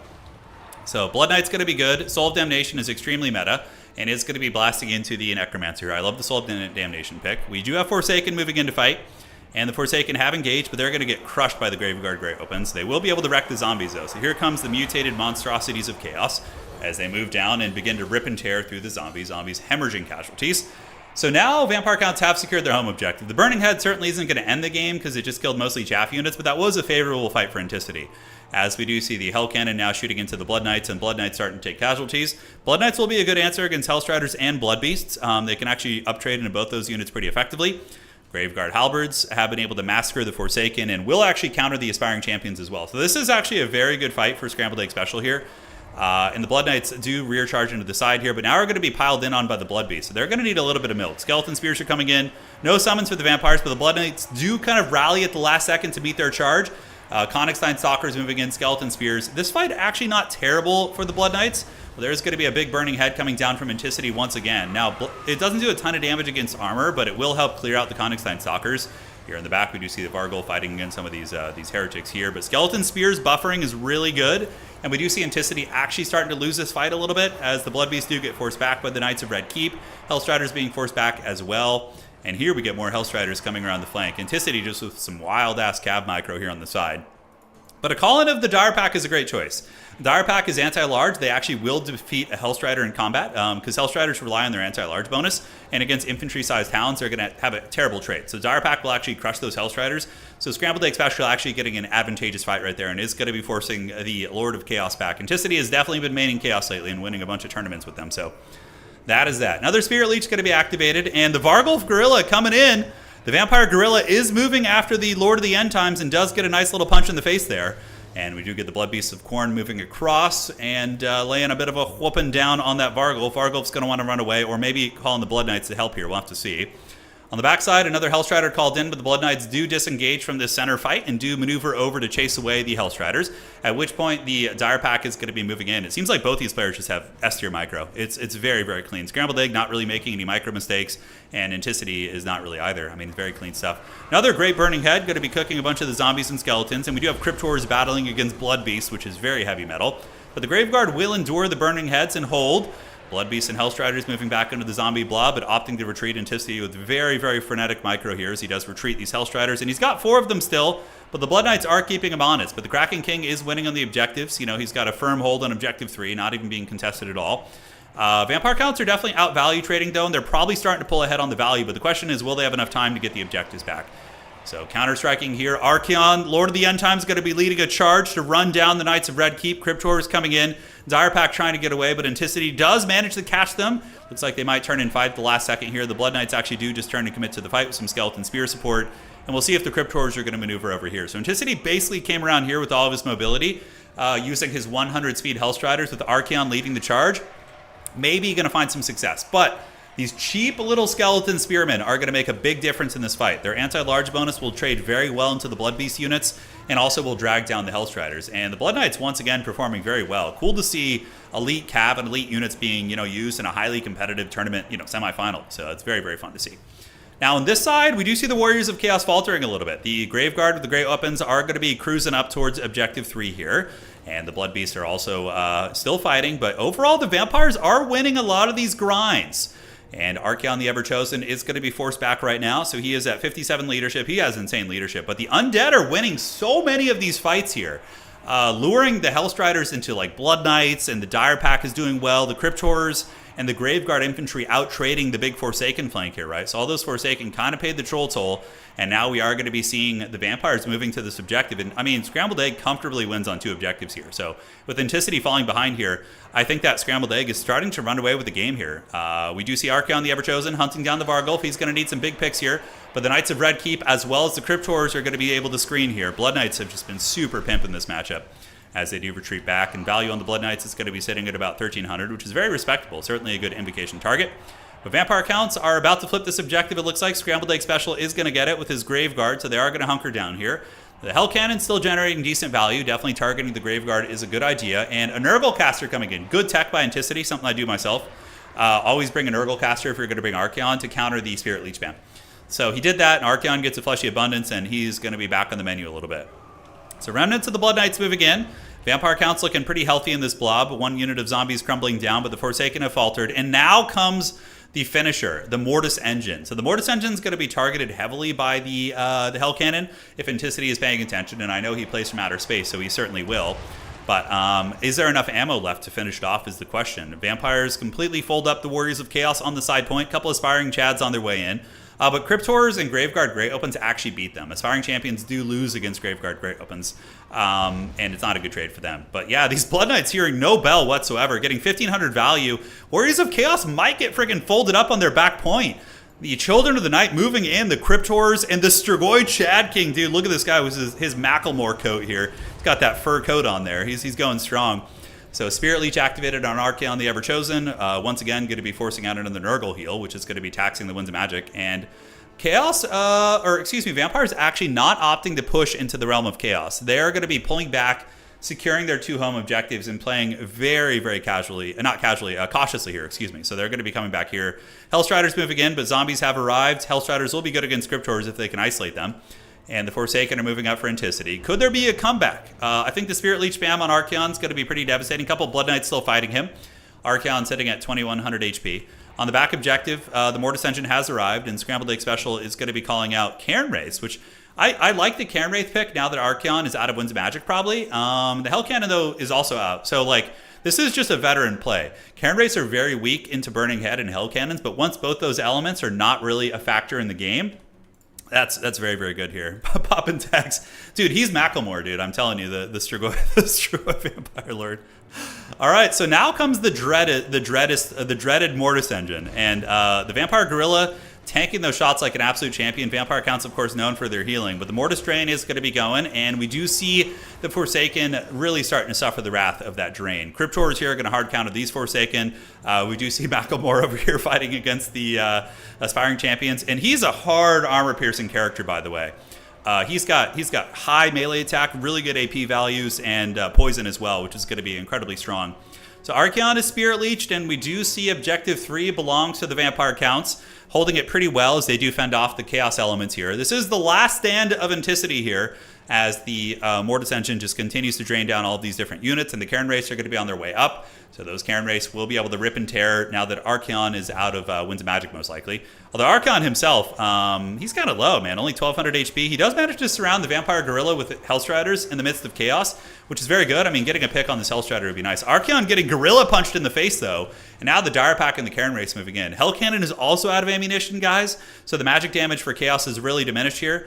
Oh my god, it's Monkey! It's Skyla Angfingrim. Okay, now Rampage is here. Curious about the tech here, but yeah, Monkey is going to be using a Rampage. You ready for Kill for Corn, Kill for Corn? Is it going to get activated? Or is Monkey just going to battle the Vargulf? Dude, we got a Monkey battle! Who would have thought we would get this here today? So Skyla Angfingrim is here. Skylar from Breaking Bad. All right. So Vargulf is at 3 leadership. Monkey using Kill for Corn. It's going to Rampage the Vargulf to its death. That's actually not a terrible tech, to be honest. But yeah, I think they're just too far behind. You cannot afford to be this far behind on value. Monkey fight. Yeah, monkey fight. You cannot afford to be this far behind in value against the Vampire Counts. You typically need to be like take advantage of their speed and out-trade them. And because, I mean, the amount of healing that Scrambled Egg has been getting, it's pretty nuts. And man, the fact that Scrambled Egg is like coming in with an underdog faction, getting to the grand finals and defeating some really powerful meta factions is huge. But he has yet to face his ultimate challenge, which is going to be the frickin' Demons of Chaos in the grand finals. Most likely need to use Big Air Force. Use the Fellbats with the Von Karstein Lord. Scrambled Egg knows this. Changebringers are the big problem. But yeah, we'll see if he's going to be able to do it. It's not going to be easy. All right, so Cairn Wraiths are on their way in. Mortis Engine grinding. I think this is the end of the road for the Warriors. They do have a couple of Hellstriders still fighting out. Anticity going to be using his very, very good micro to try and contest this, but I don't know if it's going to be enough. Burning Head activated on the Cairn Wraiths there. Going to be dropping it like it's hot. And there was some magic left, so that's pretty clutch. But Cairn Wraiths are getting healed by the Mortis, so the Reliquary Binding going to be healing them a little bit as well. And Monkey is in here too, so Skyla Angfingrim is there. Dire Pack going to be beating the Hellstriders, so those guys going to be taken down there. And I think that is going to be it. Hellstriders arriving to the point, going to provide a little bit of capture weight. Archeon is on the run. Nurgle does get broken. Macklemore is coming in for the kill.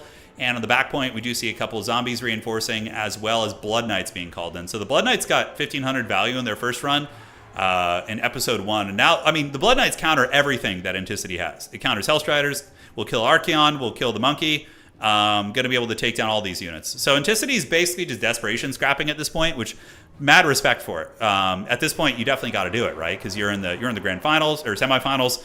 You know, this is all the marbles here. So the Knights of Red Keep have arrived. Cairn Wraiths are hot in pursuit. You know, Scrambled Egg doesn't even really need this objective. He can just win on 2, so I understand him playing cautiously and not just trying to bum rush it. He's still trying to focus on value trading. Hellstrider's trying to squeak around the back, but honestly just ignore them probably. Call up the Blood Knights to the front line and then just use the Dire Pack to hunt these things down when they come off cooldown. That's going to be your best play. Mortis Engine, bumping and grinding, wrecking all these Cryptors. Archeon going to be going for a kill on the Corpse Cart, which is a good call. Archeon has gotten 2,300 value, give or take, which is pretty damn good. Skyla Angfingrim is going to be battling against Macklemore here, and yeah, the White King is he's gonna be able to just completely beat down this Monkey probably. Although, you know, Skyla's a pretty good fighter, but yeah, there's too much vampiric support nearby. Anticity going to be parking on the back objective, trying to trundle for that one. Vampires do call it some Cairn Wraiths, and as long as they just park a couple zombies back here, 2 zombies is 4 capture weight, and equal to that of the Hellstrider. On the outside objective, we have a Corpse Cart and some zombies guarding that point. And Archeon actually getting a big whooping on the Mortis Engine here. Could this be a potential throwing opportunity? I don't think so. I just think Chaos is too far behind. Archaon sitting at 1064, his HP rapidly diminishing, and we do see the Strigoi Vampire Lord coming in. Gets a big pimp slap here on Archaon, the Ever-Chosen. 600 HP, and Archaon going to be folding. And ladies and gentlemen, it looks like Scrambled Egg Special going to be taking the Vampire counts all the way to the Grand Finals in today's tournament, which is super impressive. Not an easy feat. They're a pretty off-meta faction these days. Granted, they still have a solid 50% win rate, but I mean, they're not like, you know, Beastmen or Warriors of Chaos or Norska, or these factions that are closer to 60%. Yeah, dude, Macklemore putting in work. Now he's going to be running up, and the Court of the Night claims victory. GG, well played to both players. Amazing games by Anticity and Absolute Terror. I look forward to going and watching his games on... apparently he had an insane victory over Tim the Wilder, really close match. So I'm looking forward to watching that. And yeah, that was freaking awesome. GG, well played. All right, so cool builds by both players. Archie was fine. Hellstrider is always annoying. Bloodbeast, maybe a little bit of an underperformance from the Forsaken as well. But yeah, fun builds. Sila Engfingrim in there is always rad. Macklemore was too strong. Karen Race has a late game call-in. Blood Knights, I think, were a big carry in that game too. And the Mortis, of course, came out in the fourth quarter and was able to do very, very good work indeed. All right, so let's go ahead and set up the Grand Finals. So Turin Finals, Faction War Finals. Let's host that. Let's host the players here. And we're going to get this. And we can do you. And, all right, so that's going to be yes. And then we can do Solasaur. So far, we've been very blessed with connections today. Very, very blessed. All right. Good stuff indeed. Good stuff indeed. The Grand Finals called to us, and the map. We need to know what the map ban is, so they're going to do their picks and bans here, and then they can let me know what that's going to be. So Scrambled Egg Special advancing to the Grand Finals of the Vampire Counts. This would be his first major tournament win, which is very cool. This one's definitely very sweaty. All right. So let's see this. And I'll open a second spec slot in case Anticity wants to cast. You can if you want to, since you got this far. But if not, no problem. I know it might be a little bit laggy, but hopefully not. So far, we've been very fortunate today. But GG, well played. Vargulf's getting immune to flanking is a good thing. Yeah, Vargulfs are good. They're not overpowered. They're a very, very solid monster. And now they're going to do their map ban. Solasora does not sit in the lobby with their opponents when they're not ready. They just join at the last second every time. It's kind of a strange one. Probably worried about shenanigans. Who knows? Let me know map when ready. When it's available. All right, cool. Which faction would you benefit the most if you could bring multiple lords? The spookiest, scary skeletons can't get away with this, says Outer Region. Yeah, Outer, did you have fun today, man? How was your stream? Tell me about it, man. Some good games? Did you get to cast some other games as well outside of your own, or was it just your own games? Hopefully you got to cast some good matches as well. Okay. Oh, you just ended the stream. Oh, okay, Anticity. I opened up another spot for you, but no problem. Yeah, no, it's... We'll have a lag. We'll make sure there's no lag in the finals, I guess. No, well played, dude. Did you have fun? How was your stream, Anticity? You get some good duels in there. I heard your Wood Elf game was very close or very fun. Yeah. Great run, Anticity. Very Chad Brink. Oh, Archaon is a beast. Yeah, he's awesome. The Nurgle Caster Archaon tech is very good. I like that a lot. I think it's very solid. This is a hard matchup for Vampire Counts, though, I think. But it is winnable. You just need to go Von Karstein Lord. Because the Changebringers will end your careers if you don't have anything to deal with them in this guy. Yeah, cool, man. Cool. Lots of close games. Excellent, excellent. GG, well played, dude. Prof Pone is a streamer and a total war god now. It's true. He is. He is indeed. Skaven were eliminated in the first round by Bretonia. Yeah, they were defeated. He sent me the replay for the Wood Elf game, so I will cast that when I get the replay here. So just waiting on the map from these guys. Let me know map when ready. All right. So just waiting to hear what the map is going to be.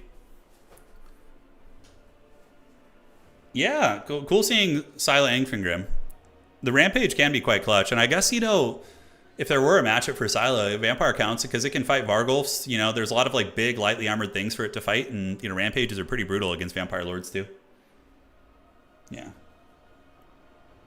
He might use Gazeum to Gash Tech to snipe changes. Yeah, that's true. The Fishmen faction. Do they actually exist? Is that like something that was in like a White Dwarf, like the Fishmen? Yeah, that would be pretty funny. I mean, I wouldn't be surprised to hear it. Okay, so they're doing their... How it works is there's 3 maps. So Solosaur will ban one of the 3 maps, and then Scrambled Egg Special will ban one more map, leaving 1 remaining, and that's what they play. So it's been... I think it's a much better format. Historically, faction wars have been locked in on 1 map, but yeah, this is better because it gives both players agency, and there are some maps that are very bad for factions, and it feels bad to just lose because of a map, you know? So, or have it be a variable as to why you lost. Yeah.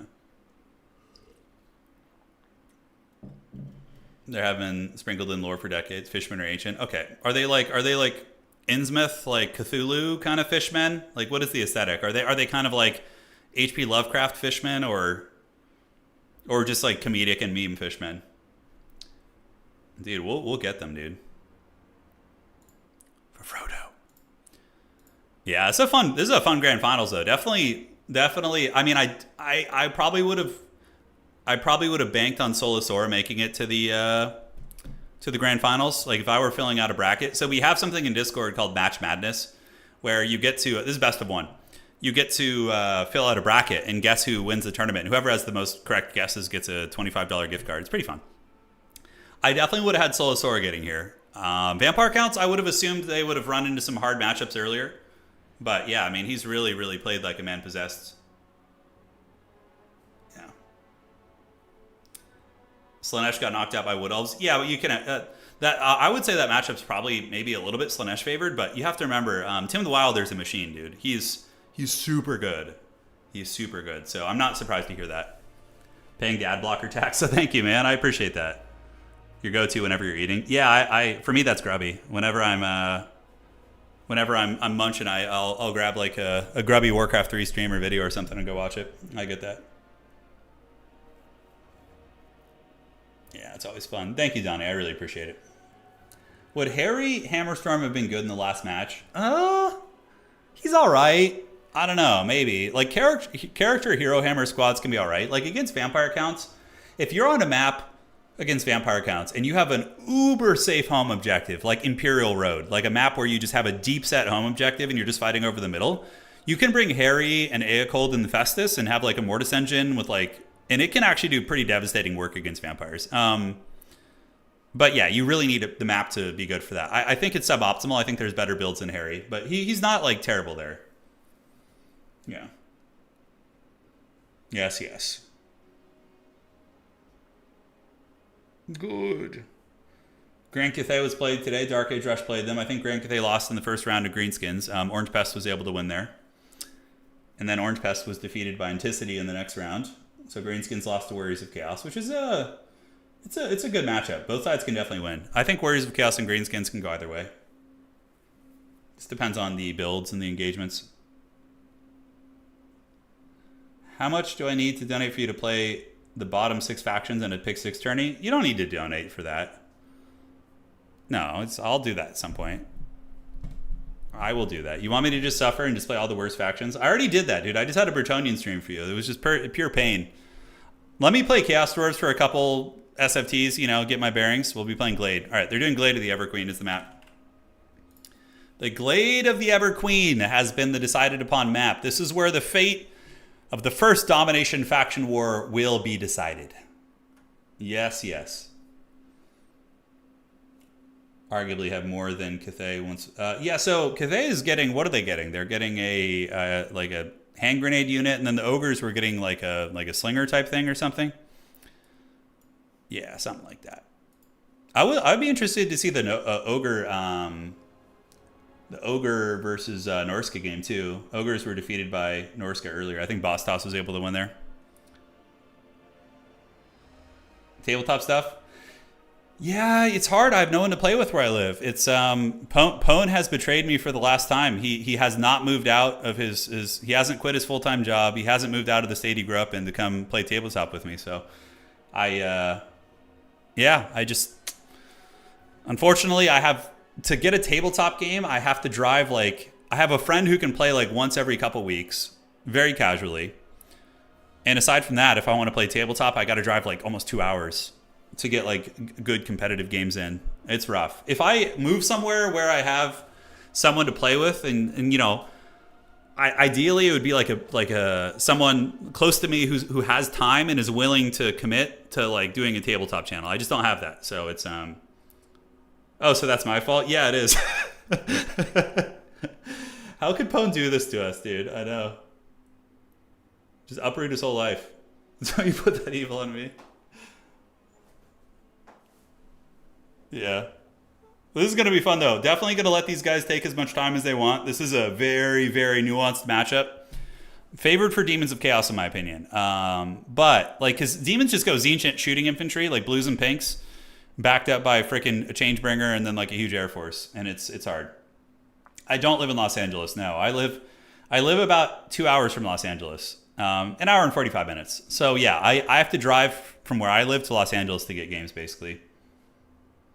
Move to Sweden. I'm sure I would enjoy Sweden. I used to live in LA, and when I lived in LA, there was plenty of tabletop games to be had. That's for sure.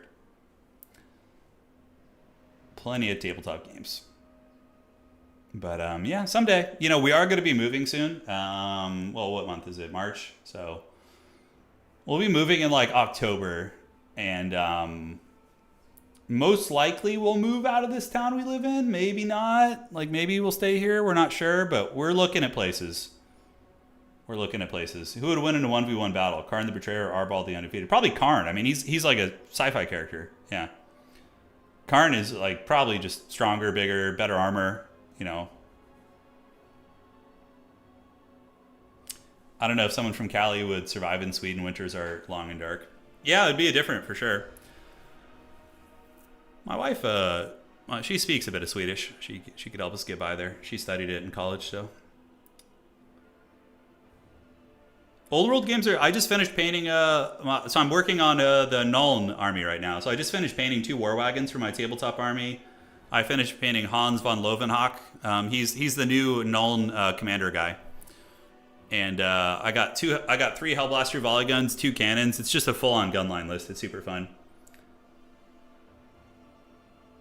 Yeah, Kimsey. Oh yeah. I would enjoy living in Poland. It's the thing is we have a lot. You know, all our stuff is here, right? Like we've bought all this like furniture and yeah. Korn also won't turn Karn into spawn when he dies if he revives him. All right, so yeah, it has to be a Von Karstein Lord with Storm of the Night, and he also has Flock of Doom, which is a really good spell, right? So Scrambled Egg is going to have to go with a Von Chadstein Lord on a Hellsteed. And then like maybe Fellbats and a Goose or something. I'm not sure how you deal with the Changebringers. I guess, or a Buna. Oh, you could go Manfred. You could go Baldfred. And then you could use Fate of Buna and just have the Forbidden Rod Necromancer plus Manfred's magic regen to just cackle. That could be really good too. It'd be very good. Someday I would like to do an old world channel. Someday. It's a long-term plan though. When I move and if I can find someone near me that I trust to, you know, start a business with, then yeah. Absolutely. Do you have an Iro Titan on tabletop? No, I don't. They don't exist. I mean, you have a Titan unit on the Tomb Kings roster, but it's not called an Iro Titan. It basically is an Iro Titan though. I do not. I have a Bone Dragon. I have a Necrosphinx, Sepulchral Stalkers, Ushapti. Yeah, fair amount of units. Vlad is good. Probably not in this matchup though. He's a little bit too unimpactful. Vlad is like demons are very mobile. You need to contest their mobility. Please tell the players to change their banners. Oh, that's right. Yeah. Change banner also, please. Okay. Okay, perfect. I told Scrambled Egg to change the banner. So he's going to do that. Because, yeah, you're right. Those banners are literally just like the same. Just like red and black, both of them. I got it. They're changing it. Get out here to boring Kansas. Got a game store down the street from me. Seeing old folks war game down there all the time. Where do you live in Kansas, if you don't mind sharing? Like, what area? Yeah, we're game for anything really. You know, anywhere in the states, and of course, I'd always, if Anna wanted to live in Poland, I would be down too. It's up to her. Yeah, I did live in Poland for a short period of time. We lived there for 3 months. When Anna and I were first together, way back in like 2017, we were waiting for her paperwork to come through that allowed her to come live in the United States for the fiance visa. And while we were waiting for it, I went and we rented a cottage in the woods in Poland. It was very fun. So we rented a little cottage and we lived out there in the woods, and it was really fun. It was super magical. And so we lived in the woods, and we had like one of those very kind of small cottages with that peaked roof, and we had a hedgehog. So there was like a little hedgehog that lived in our yard, and we would have like a little campfire, and the hedgehog would come hang out and creep around. It's always fun. Okay. Yes, perfect. A cabin in the woods, you say? Yeah, it was fun. It was fun. Great tabletop scene in Austin, Texas. Yeah, so one of the big qualifiers for where we move is it not being hot. Anna hates hot weather, so it needs to be somewhere that has like, it can be hot for a short period of time, but if it's like scorching summers, it's like something she's trying to avoid. Yeah. Living in the woods, it's tricky, a little tricky for me. I have a lot of allergies. It's annoying as hell, but yeah. Swedish is not easy for English speakers. I've heard the opposite. I've heard that like Swedish and German are easier. Like if you compare Swedish and German to like Polish, for example, dude, it's like, come on. I guess everything compared to like Polish is brutal. Was Wookie? No, Wookie didn't live with us then. He was back in California with my family at the time. Yeah. We visited the Pacific Northwest. We went to Washington State. There was things we liked about it, things we didn't. You know, so it's on our list. Britain, no sun ever. Yeah, living in the UK could be fun. That could be fun. Let me check with these players here. The big thing, dude. Neither of them are ready either. It's just like both these guys taking their sweet time. Yeah, Lars. Yeah. Oh, I'm good in hot weather. When it's like 95 degrees, I'll just put on my shorts and go for a run. Yeah, I'm good in that. But I can also handle cold weather. I just like, hang out inside and become a hobbit. I hear Germany has a very active Warhammer LARP scene. That's pretty awesome. Yeah. There's a website. I thought about ordering this. Hold on. Was it this guy? Okay, I think this was it. Yeah, I thought about ordering some of these. Check this out. So, hang on a sec. Desktop capture. Is this it? Yeah, so that like getting one of these costumes would be... This is basically Nuln right here. Yeah, the Imperial Red and Black. That's actually really cool. And then this is like Talopime. I don't know. This would be like Midland a little bit. Yeah, you got the blue and the black one there. Yeah. And these ones are freaking sweet too. Oh, dude, look at this. This is just powerful clothing here. I just wear this around town. Imagine just like dressing up like this. You know? Red and green, go with a little bit of Stirland action. You guys want? Should I just live stream one of these every single day? Just like sweating, like in pools of sweat? Oh, dude, these clothes are freaking rule, dude.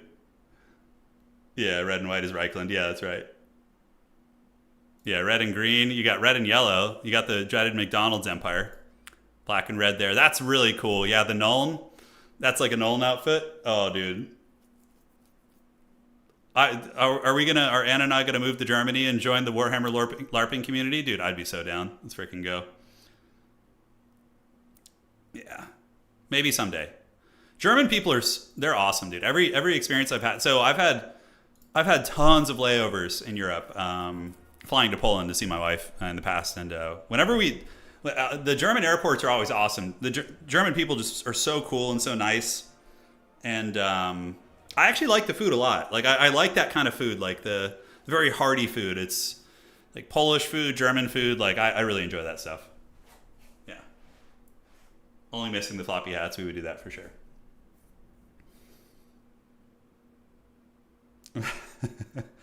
My wife would watch me. My wife would watch with me if you wore that. Oh, really? That's pretty fun. Okay, so we got a little desync here. So it happens. Oops, hold on. Get out of here. No, bad tools.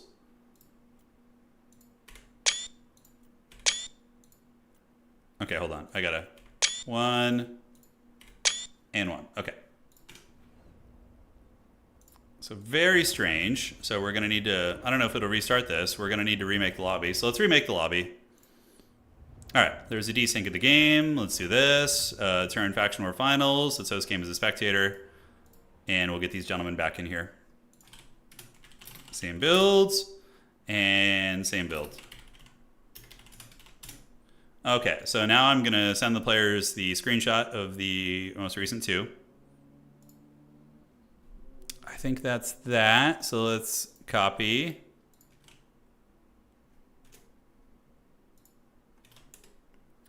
Sending them their builds just to make sure they don't have any issues there. All right, and let's copy that. And we should be getting started any moment. Thank you guys for your patience. All right, cool. So they both have their builds. Should be no drama. And the map is going to be Glade of the Everqueen. And they should return. Hopefully they didn't continue on. It said I desynced, but cool. So they acknowledged it. Great. So we're good. Okay, Glade of the Everqueen is here. And banners. Reminding him of the banner. The Demons of Chaos have a lot of colorful banners, but yeah, vampires do as well. Yeah, Phosphor, I hear you, man. I hear you. Oh, I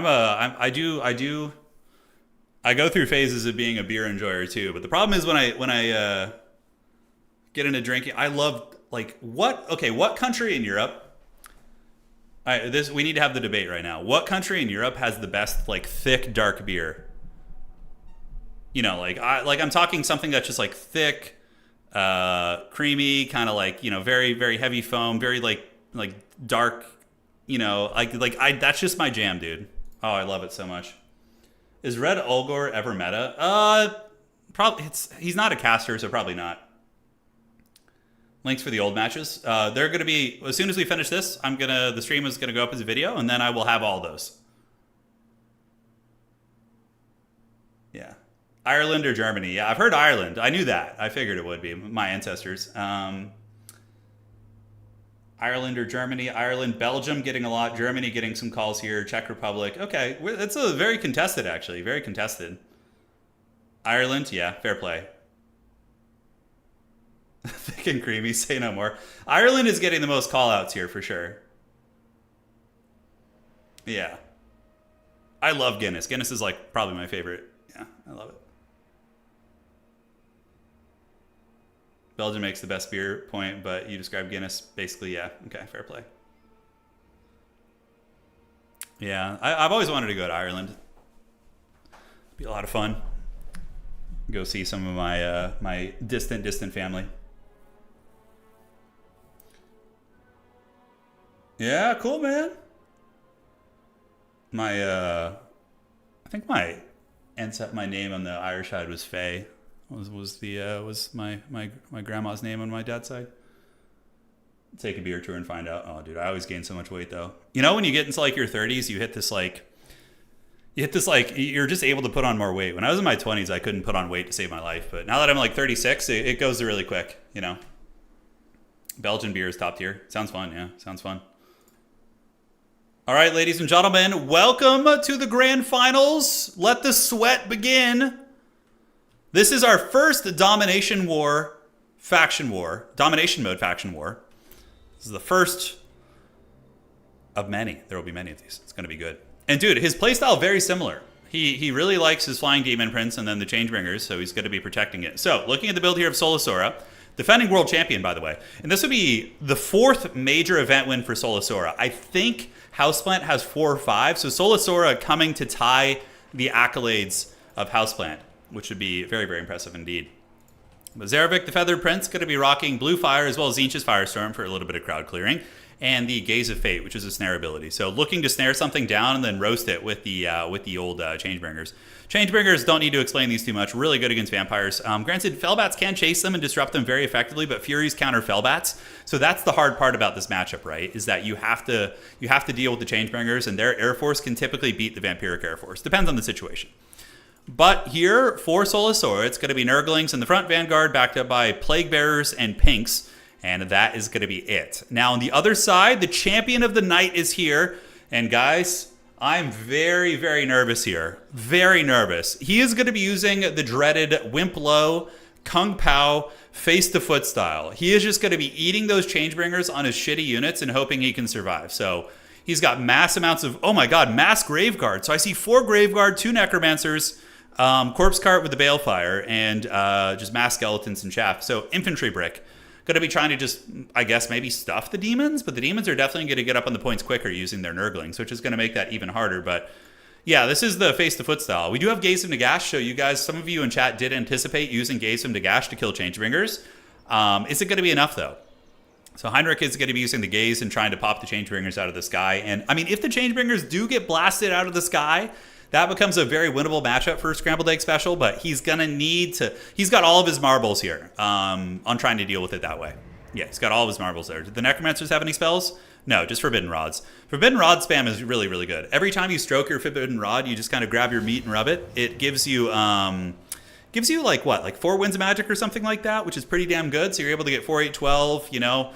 Up to 24 extra Winds of Magic from the 2 Necromancers, and you can unsummon them and then resummon them to continue that Winds of Magic growth, which is pretty good. So yeah, spamming like Overcasted Gazes of Nagash and things like that isn't going to be, you know, bad at all. So it begins, the Undead March 4th to, who would have thought the defenders of the old world would be the Vampire Counts, but, you know, I'm pretty sure in the End Times lore, aside from Manfred being a wiener, the vampires like do not want chaos to win. Obviously, they want to keep farming their humans. So I'm pretty sure they fight on the side of order of sorts. So Gaze of Nagash, is it going to go? Oh, the tree. Okay, it gets in there. Okay, not bad, but not great either. Those Changebringers are going to be cooking. We're going to see a Graveguard getting roasted here. It's going to be trying to dodge that shot, and is that going to be enough? At least get a Fellbat to like chase the Changebringers around. But the problem is Zarevic is going to be dropping a snare on whatever you call out, and then you're going to be getting cooked by the Changebringers there. So 1 Graveguard unit basically going in the trash can already, and Zarevic now going to be dropping a Blue Fire down here. Here it comes. Or no, a Tzeentch's Firestorm, which actually is a bit of a swing and a miss. Oh, he blundered it a little, I think. He tried to snare the Graveguard in the Vortex, which is a very MLG play. Oh, no, it's still going. All right, Tzeentch's Firestorm doing some work as we do see the Changebringers continuing to cook here. But yes, the face-to-foot style continues, guys. And, yeah, they are getting roasted up. A lot of skeletons, a lot of zombies getting cooked here. And now we see the pinks and the blues moving up here for Solisora. As another Gaze of Nagash comes in, that's not going to be enough, dude. You need Fate of Buna. You need something like... Vampires, here's the thing. Vampires could totally win this without the Changebringers just cooking you. And they do have an Air Force, but you need a Von Karstein Lord. You need, like, something to contest these guys. Because this is just getting punched right in the donger. And, yeah, 2 Graveguard units are, like, already almost dead, which feels really, really bad. Corpse Card, of course, going to be forced back. Heinrich Kemmler in the bushes is going to keep spamming Gaze of Nagash, but like it's only killed 2 Gazes have only killed 1 of the Changebringers here. So yeah, you really do need more than just the Gaze of Nagash here. Is there going to be an Air Force call in? Okay, Black Knight's being called in. Necromancer still stroking the Forbidden Rod, and the Undead going to be surging up on the point. And I guess the Changebringers are out of ammunition almost. So that's one way to deal with it, you know, just face-the-foot style. And Heinrich Kemmler, I think he's given up on using those bombardments. And those Changebringers are going to be cooking, and you are going to have a rough time. Those Black Knights, a relatively expensive unit, which is very good against pinks and blues, is going to be getting cooked pretty well here. So the Undead do arrive on the point. Fiends of Slaanesh being called out of the back. And on the top side here, we do see a Corpse Cart being called in to reinforce. As the Black Knights move forward, Graveguard still sitting at 79 models, and the Changebringers are almost out of ammunition. So, hey, you know, there you go. Face-the-foot style indeed. So Graveguard have arrived on the point, and they're going to be getting attacked by Exalted Bloodletters. I love it, man. Solisora is so on point with this stuff.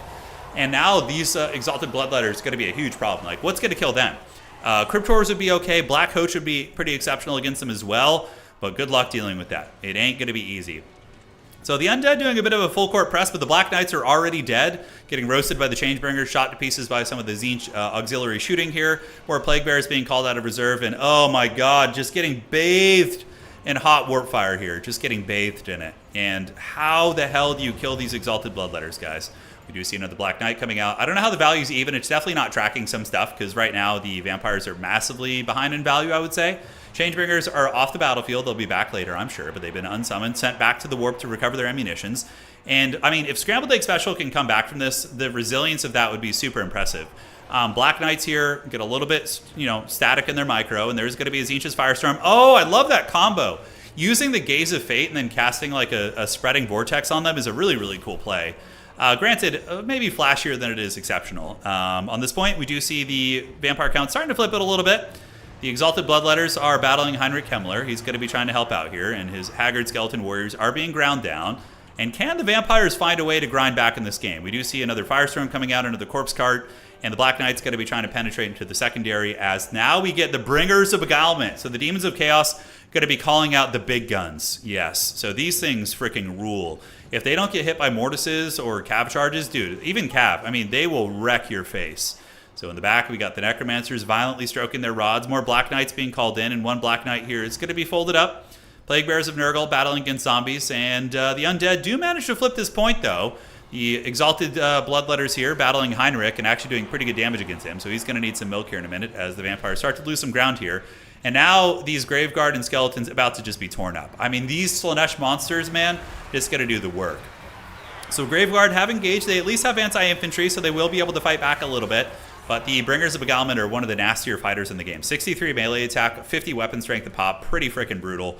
Those Graveguard are not going to be having a good time. So the Undead holding over here. They do have the objective advantage, but are pretty far behind on points here. Heinrich Kemmler still in the brick, battling against those Exalted Demon Infantry, and he's going to need to retreat. Corpse Cart with the Balefire is very good. It gives magic damage against the Graveguard, or for the Graveguard into the Demons. And Sword of Khorne going to be coming in. Oh, man. Oh, with the steel chair, crushing the skeletons, crushing the chaff units. Brutal stuff right there, guys. And now the Vampire counts, they've weathered the initial storm. They've weathered the artillery barrage of the demons. Are they going to be able to stabilize and get back in this match? So we do see Walls of the Dead still fighting against the Plague Toads. And the ammunition of Tzeentch is going to be running a little bit low as well. Black Knights, of course, being folded up by the Feathered Prince and Skeletons and the Corpse Guards trying their best. But man, oh man, these elite demonic infantry, I think, are going to carry the day. They're just going to be so incredibly difficult to get rid of. Although this Exalted unit is getting worn down. We do see Krell being called out. So Krell is here, and he's going to be bonking in as a really nice flank. Oh, that color scheme is sick on those Black Knights. So they actually came up and around the flank and are able to help crumble up some of the demons here. So the Chromatic Abomination's faltering. More Black Knights are going to be called in here, which is actually a good unit. Anti-infantry and, pretty well armored against the shooting. So they're going to be charging into the Bringers of Beguilement as we do see another Tzeentch's Firestorm activated. And the Corpse Guard is now being targeted. Solosaur, knowing that's a problem, going to be getting both pinks on point here. Are the Undead going to be able to break through these Nurglings? We do see zombies, skeletons, and Graveguard. I don't think so. I think the Nurglings are going to be able to endure here. And the Exalted Demonettes are just tearing through all of the Undead units. Pretty much all these Graveguard are just getting their bread buttered. Demonettes have lost some models and some HP, but I think they're going to be able to push through. And ladies and gentlemen, on the backside, we do have more zombies coming out. Necromancers, Skeleton Warriors, and Cryptors are now going to be the support call-in. Cryptors would be actually pretty good against these infantry units. The Monsters Infantry can tank them pretty well. But overall, I think that old Scrambled Egg Special here, even though it says the value is close, it's definitely not tracking everything. The damage tracker cannot be trusted. It's treacherous indeed. And is Scrambled going to be able to work anything back? He just lost too much in the beginning, those Changebringers, man. Oh, no. Dude, Palpatine has returned. And, dude, look how freaking cool they look. Changebringers are so freaking rad. But they're going to be coming on out. And, yeah, that's going to be some cooking. Heinrich Kemmler going to get hunted down by the Feathered Prince. If he had a snare ability, probably would be an easy kill. Necromancer is still stroking the Forbidden Rods, trying to provide support wherever they can. Undead crumbling to the elite demonic infantry. Plague Bears just tearing through all these traff units. I tried to say trash and chaff at the same time. I guess you could make that a word. But Changebringers, they're cooking. I think that Scrambled Egg Special must know that this is over. And Solus Sora, dude, winning the last major events, all of them, just crushing, has won the last 3 major events, the CA official, as well as the last 2 total Tavern finals. And this is going to be Solosaur's 4th major event win. which is going to be brutal, most likely. I mean, I don't see how Scrambled Egg can get back in this. The Changebringers are going to just farm all these units here. Zarevek is a beast. Bringers of Beguilement are awesome to see them in action. And you know what's funny about this? It's like I was talking to Solasora when I was inviting them. So, and Solasora was like, oh, like I don't even really play Demons of Chaos like that much. Like they're not really one of my factions. And they just like come in and dominate, right? Just super, super brutal. And ladies and gentlemen, we have our first tournament winner. It is our first faction war in Domination mode being won by Solasora, the defending world champion, showing that they are still to be reckoned with. And no mercy indeed. So the Feathered Prince cackling all the way to the bank. Scrambled Egg tried to go for the dreaded face-to-foot style. That's for sure. And it just did not work out. You need a Von Chadstein Lord. Like Von Karstein Lord, like 3 Fellbats and a Goose. Like you gotta contest the skies. If you win the skies as the vampires or contest it, you can totally outgrind them on the ground with Graveguard. But if you're trying to just face the foot style Changebringers, you know, in a flying Demon Prince, you're going to have a really bad time. But very well played. I mean, Scrambled Egg defied the odds getting here with vampire counts, certainly an underdog faction. But I would say this is like a 60-40 matchup for Demons, maybe even 70-30 at the highest level. So he was up against it already, and he played like an absolute Chad. So shout out to our boy Scrambled Egg Special, winning some hard matchups today.